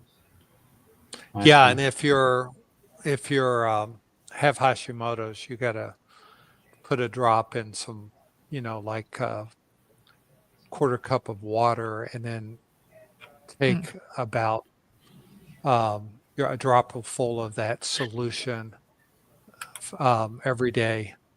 That dilute solution every day to use up the quarter cup before you even start with 1 drop a day. So you got to start really, really low if you have Hashimoto's. Okay. Awesome. All right. All right. Hi, Thomas. Todd, do you think you being so knowledgeable is from Carnivore, or are you a robot under your hat? Yes, this hat is hiding a Tesla Neuralink. No, I wish I was that smart. No, it's actually just from, like, what I'm saying is, 1, Carnivore has improved my memory, that's for certain. And 2, if you spend a lot of time in like SBG around other carnivores, you just all these little puzzle pieces, you start putting it together. And I'm telling you, this is nothing for everybody to pick up the same amount of information, and then you can go help everybody else. I'm not right all the time by any means, but this is how I see things. And the more that I do this, all the puzzle pieces fit together, and it's another tool in the toolbox that helps me stay carnivore and fix things every day. And that's what we all pick up in SBG. It doesn't have to be SBG. It can be any carnivore community, but I am pretty biased. I've been to a lot of them, and I think SBG is the best one. I'm just throwing that out there. You might be biased, though. Nothing biased. I'm just kidding. No, it really is great. Completely impartial. Awesome. Hey, Terry, welcome. I use kefir for allergy. Kefir plain, 3.25% milk fat, 1 glass before going to bed. No allergies, no more. Full glass fix the allergy. Okay. So this is when we were talking about allergies earlier in the live. And this is Terry's tried and true tip that fixed his allergies. That's super cool. Hey, That's I awesome. drink it every day too. My nose is clear, so maybe it does work. That is awesome. Yeah. Hi, Alex. Welcome. I'm on the last day of week 2 on Carnivore. Congratulations. Haven't lost a gram, though my scale says my body fat is lower. I've been drinking Coke Zero and having a few sugar-free gummies. Is that a setback? Take that, Todd. I think so. I think 100%. And here's why. I think absolutely all those things, and then the caffeine and artificial sweeteners, it keeps you from having true freedom from the sweet taste. And you'll never, if you have an eating disorder or a sugar addiction or a carb addiction, or you're addicted to hyper palatable foods, I don't think you can truly get the freedom from it that, completely free, or at least the maximum amount of freedom that you can have without getting away from all those artificial sweeteners. Plus, it covers up your true hunger signals. And so you use those, you start drinking diet sodas and stuff, and when you should be eating meat, and you start filling up on those things, so you don't even get nourished correctly, and you don't, you're just not getting as healthy and as free from all the disordered eating as you could be, and it's really not worth it. Like, you would be surprised. And I know, honestly, diet sodas were the worst addiction I had, and I'm talking over a gambling addiction, over nicotine addiction, everything. The diet sodas were by far the worst addiction I had, and I still beat it in about 5.5 to 6 weeks of doing eating through it on Carnivore, and I've never been more free from anything in my life. And it's just, man, I just can't tell you, when the first thing that comes to your mind is you get anxious about doing Carnivore, if the thought of giving X, Y, and Z up, it's a real, I didn't realize it before, but when that thing pops in your head, goes, well, I would do Carnivore, but I could never give up X, Y, or Z, for sure you have an addiction. Because, would you say, like, if you change that to anything else, would you go, I would do Carnivore, but I could never stop wearing my favorite red shirt, right? You would never say something like that. And if you did, people would think you're insane. But everybody understands when you say, I couldn't give up my diet soda or my coffee or whatever, because everybody knows what it's like to be addicted to sugar. Everybody knows what it's like to be addicted to sugar, and nobody thinks you're crazy for saying that, because it is so addictive. But that is the thing that you are a slave to, and it is so much better to be free from it. I got to tell you, it really is. So you owe it to yourself to try it, and you can get over it. So yes, amazing. Listen to Todd, Alex. Keep us posted. Hey, Mike. Oh, I love how we have a lot of gentlemen tonight. I love it. More gentlemen on these live streams, please. Great. representing the Hey, dude. Mike, welcome. Yeah. So this is for you, Todd. Hi, Todd. I learned about your channel by seeing your comment on a video about Chuck Roll. I subscribed and learning a lot already. Lots of great info. Yay. So I love this Awesome. comment. I was actually waiting to get to this. So this is really funny that this video went viral, and I'm the top comment on this video, and it was like a year ago. But this comment, I just put my story in there because this is when I was new at YouTube, and I had like 3 subscribers. So I'd go around to the big Carnivore videos, and I would comment on them, and people would follow me. This video particularly, I have the top comment on there, and it went nuts. There's like over 6,000 replies to my comment alone on there, and it's pretty crazy. But I wanted to get to this because it's funny, because the number one response, because this is a butcher channel, it's not a Carnivore channel. So it's got Butcher Wizard. Yeah, it is. And so he did this one on how to break down a chuck roll, right? And that video went viral and got like 1 million some views or whatever. And so it's funny to see the public that's not in the Carnivore world reacting to my story about losing a lot of weight and the symptoms I healed up. And most of them think I'm lying. Most of them think I'm not real.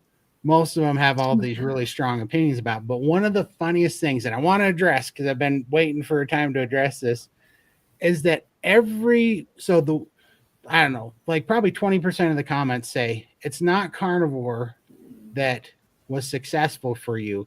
It's the fact that you stopped eating, the processed foods, and you started eating whole foods. And I'm like, do you think that I got to 715 pounds at the age of 39 and never tried a diet before the Carnivore? Do you think that's what it is? Do you really think that I never tried to eat whole foods before or tried a calorie restrictive diet? The whole point, you are literally making my point that yes, Carnivore is helping me because I'm not eating all that garbage, and it is helping me because I'm eating whole foods, but it's the only diet that healed my eating disorders, that freed me from addiction, that allowed me to not eat the processed foods and allowed me to stick to a whole food diet. That is literally the whole point. So it's so funny that you would just come in there and think you're saying something to tell me that I'm only successful because of what I'm not eating. And that means that you think that I never tried any other diet. I dieted every diet for 26 years. I've lost over 1,000 pounds in my life and gained it back.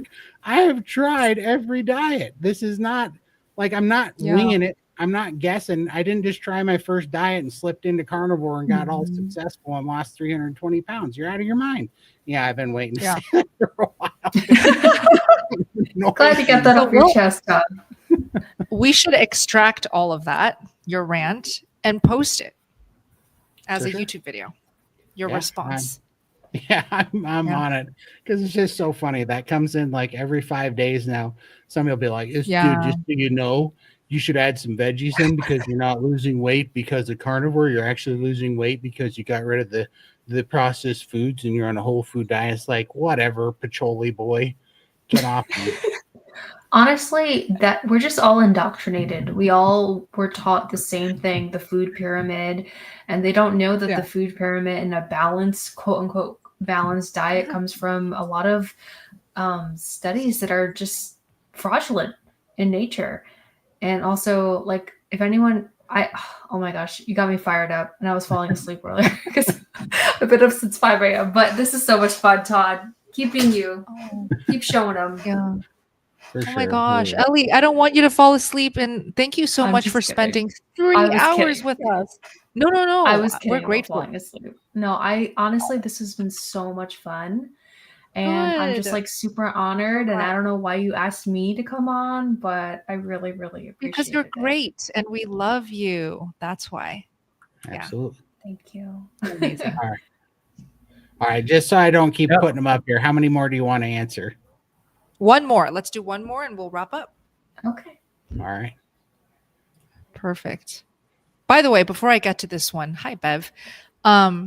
So when I was listening to Todd talk just now, I think, firstly, Todd always has the best raw, unfiltered thoughts. And I think this is a really great time to talk about Rumble because Todd has been urging me to go to Rumble for like a long time, and I have yet to just do it. It's been on my to-do list for months, but Todd has a Rumble, and Todd should shout out his Rumble.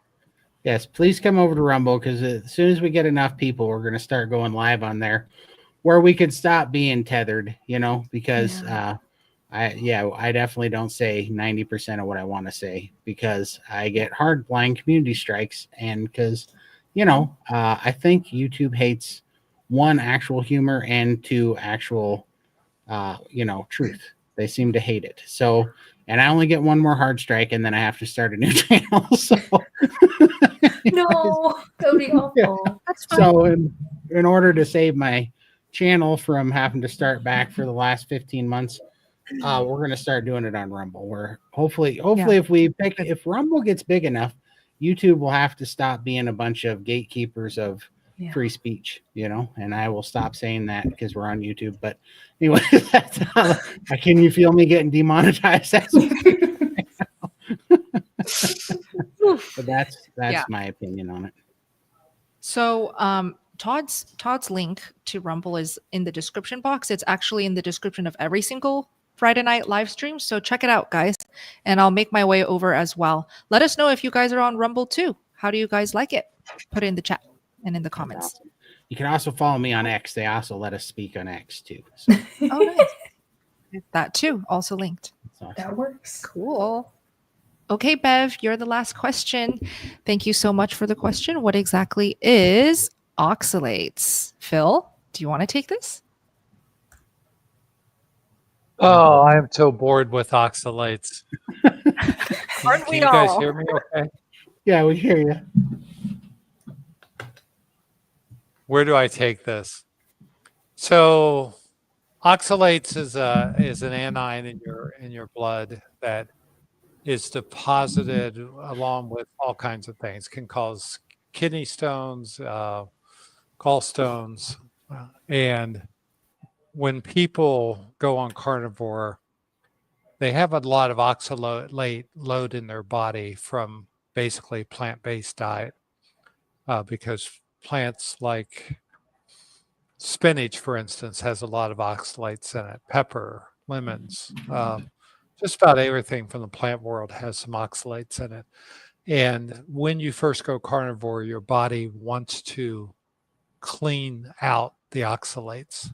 And so people get all kinds of weird symptoms because they get skin rashes, gritty stuff in your eyes. You can get kidney stones. You can get gallstones. You can get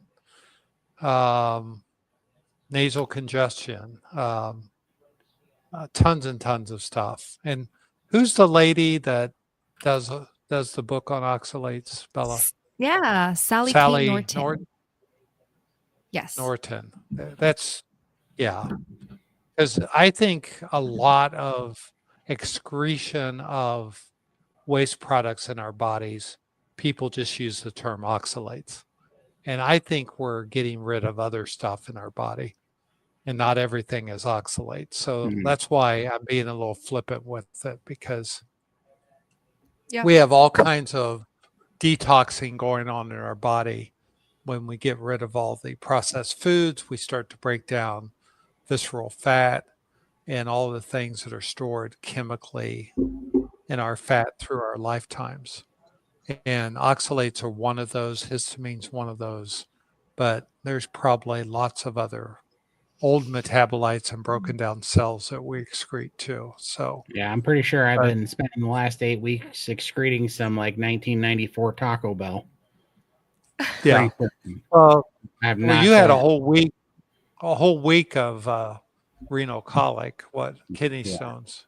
Yeah, that what we call kidney gravel that came out, and those are probably oxalate stones. Yeah. Okay. Well, that'll be a week I never forget for certain. Oh my God. I heard Joe Rogan make a joke, and I don't know if this is going to be too much for the YouTube crowd, but he made a joke that made me really think about the kidney stones. I really appreciate it. After that, he goes, "If babies were born through men's penises, there'd be 6 of us."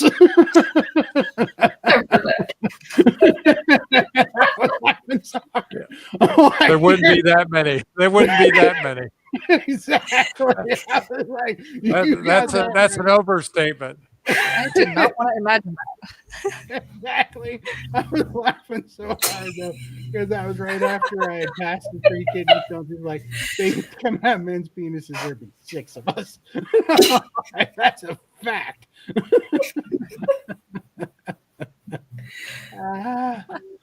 Let's see. Yeah, well, that's a perfect place to end it, I think. That was great. Absolutely perfect. Flawless. Well done, team. Okay. Well, now we can transition slowly into any special announcements. I have a few. I saw that Thomas put in the live chat that Carrie has his live streams on Thursday. So we definitely don't want to clash there. Okay. Todd, do you know what time they do it? They usually do it at 5 to 7, I think, Mountain Time. Okay.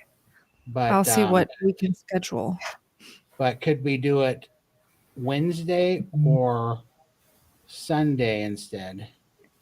Yeah, so once I'm on the cruise, I just cannot promise if I'll have good Wi-Fi. Oh, that's right. How about Wednesday? Does Wednesday work? Of course. I can make Wednesday work. Let's do Wednesday. Yeah. Let's do Wednesday. Okay, guys. So instead of Thursday, just next week, okay? Wednesday night, expect to see us back for a live stream. And the other thing was the Carnivore cruise that I'm going to be on is Dr. Wiedemann's Carb Sober Cruise. So if anyone's going to be on that cruise, put it in the chat. I cannot wait to hang out with you. And then after the cruise, there's going to be an awesome carnivore meetup. So this is, you can get tickets to any time. You just have to go to kiltzmeetup.com for that one. So KILTZ meetup.com, and you can go ahead and get your tickets. Can't wait to meet you if you go to that one. Todd, are you coming? The cruise? The meetup. Oh, the meetup. No, not the cruise. Oh, Yeah. I won't know until the end of this week. This end of this next week. I'm trying to come, but I have a ridiculous amount of work on my desk right now that I'm trying to get through. And so, but I think it's 50-50 right now, but by the end of next week, I'll know more for sure. And I think there's at least a 50% chance I'm going to make it. Oh my gosh. Yay. That's awesome. Oops. Why? We're still live, by the way. Did you want to say hi? So he's so shy when we're live. Why is he so shy? Otherwise, Max, he would have come. Put your handsome butt over here, Max. I know. No, Hey, he's Max. not coming. He's too shy. Max, don't be a chicken. You're a carnivore. We eat Yeah. chicken. We eat chickens. Yeah. So Phil is not going to be at the Tampa meetup, unfortunately. I'll see you next time, Phil. I'm still so sad about that. But I can't believe you're coming to Tampa Yeah. and I'll be out of I town. know. I mean, what a I bummer. know. Sucks. But Phil, do you want to talk about Hack Your Health? Yeah, we can talk about, make sure you sign up for Hack Your Health.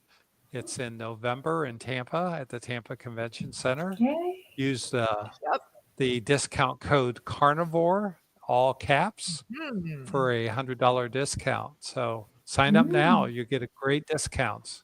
It only gets more expensive if you hesitate. And Tampa in November is wonderful, unless we have a hurricane. Yes, that's so true. And Ellie, I want to give you an opportunity to announce anything. I know you will be at the Tampa meetup, so I can't wait to give you a big hug. But anything you want to announce and plug, go ahead. Oh, thanks so much. So this is, like I said earlier, this has been such a fun experience. I was totally kidding about falling asleep earlier. I seriously am like, I was shaking the whole time. So hopefully I wasn't talking too fast. But feel free to come over to my channel. It's Nourishment Redacted. It's where I share my my health journey for my heart, body, mind, and soul. I want to post more about being a carnivore mom because I'm so passionate about raising the next generation and hoping that they don't grow up to be sick.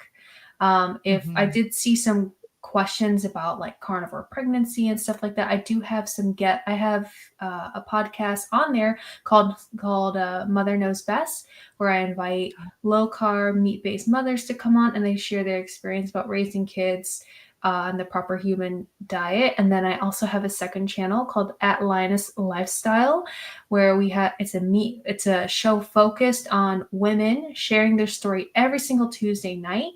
We have Adrienne K. Gledhill and Christy from Meeting Wellness.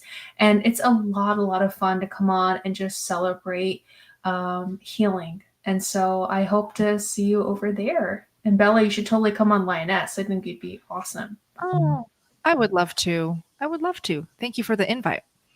Awesome. Thank you all for joining our live stream tonight. Great chats, great conversations in the live chat that I saw as well.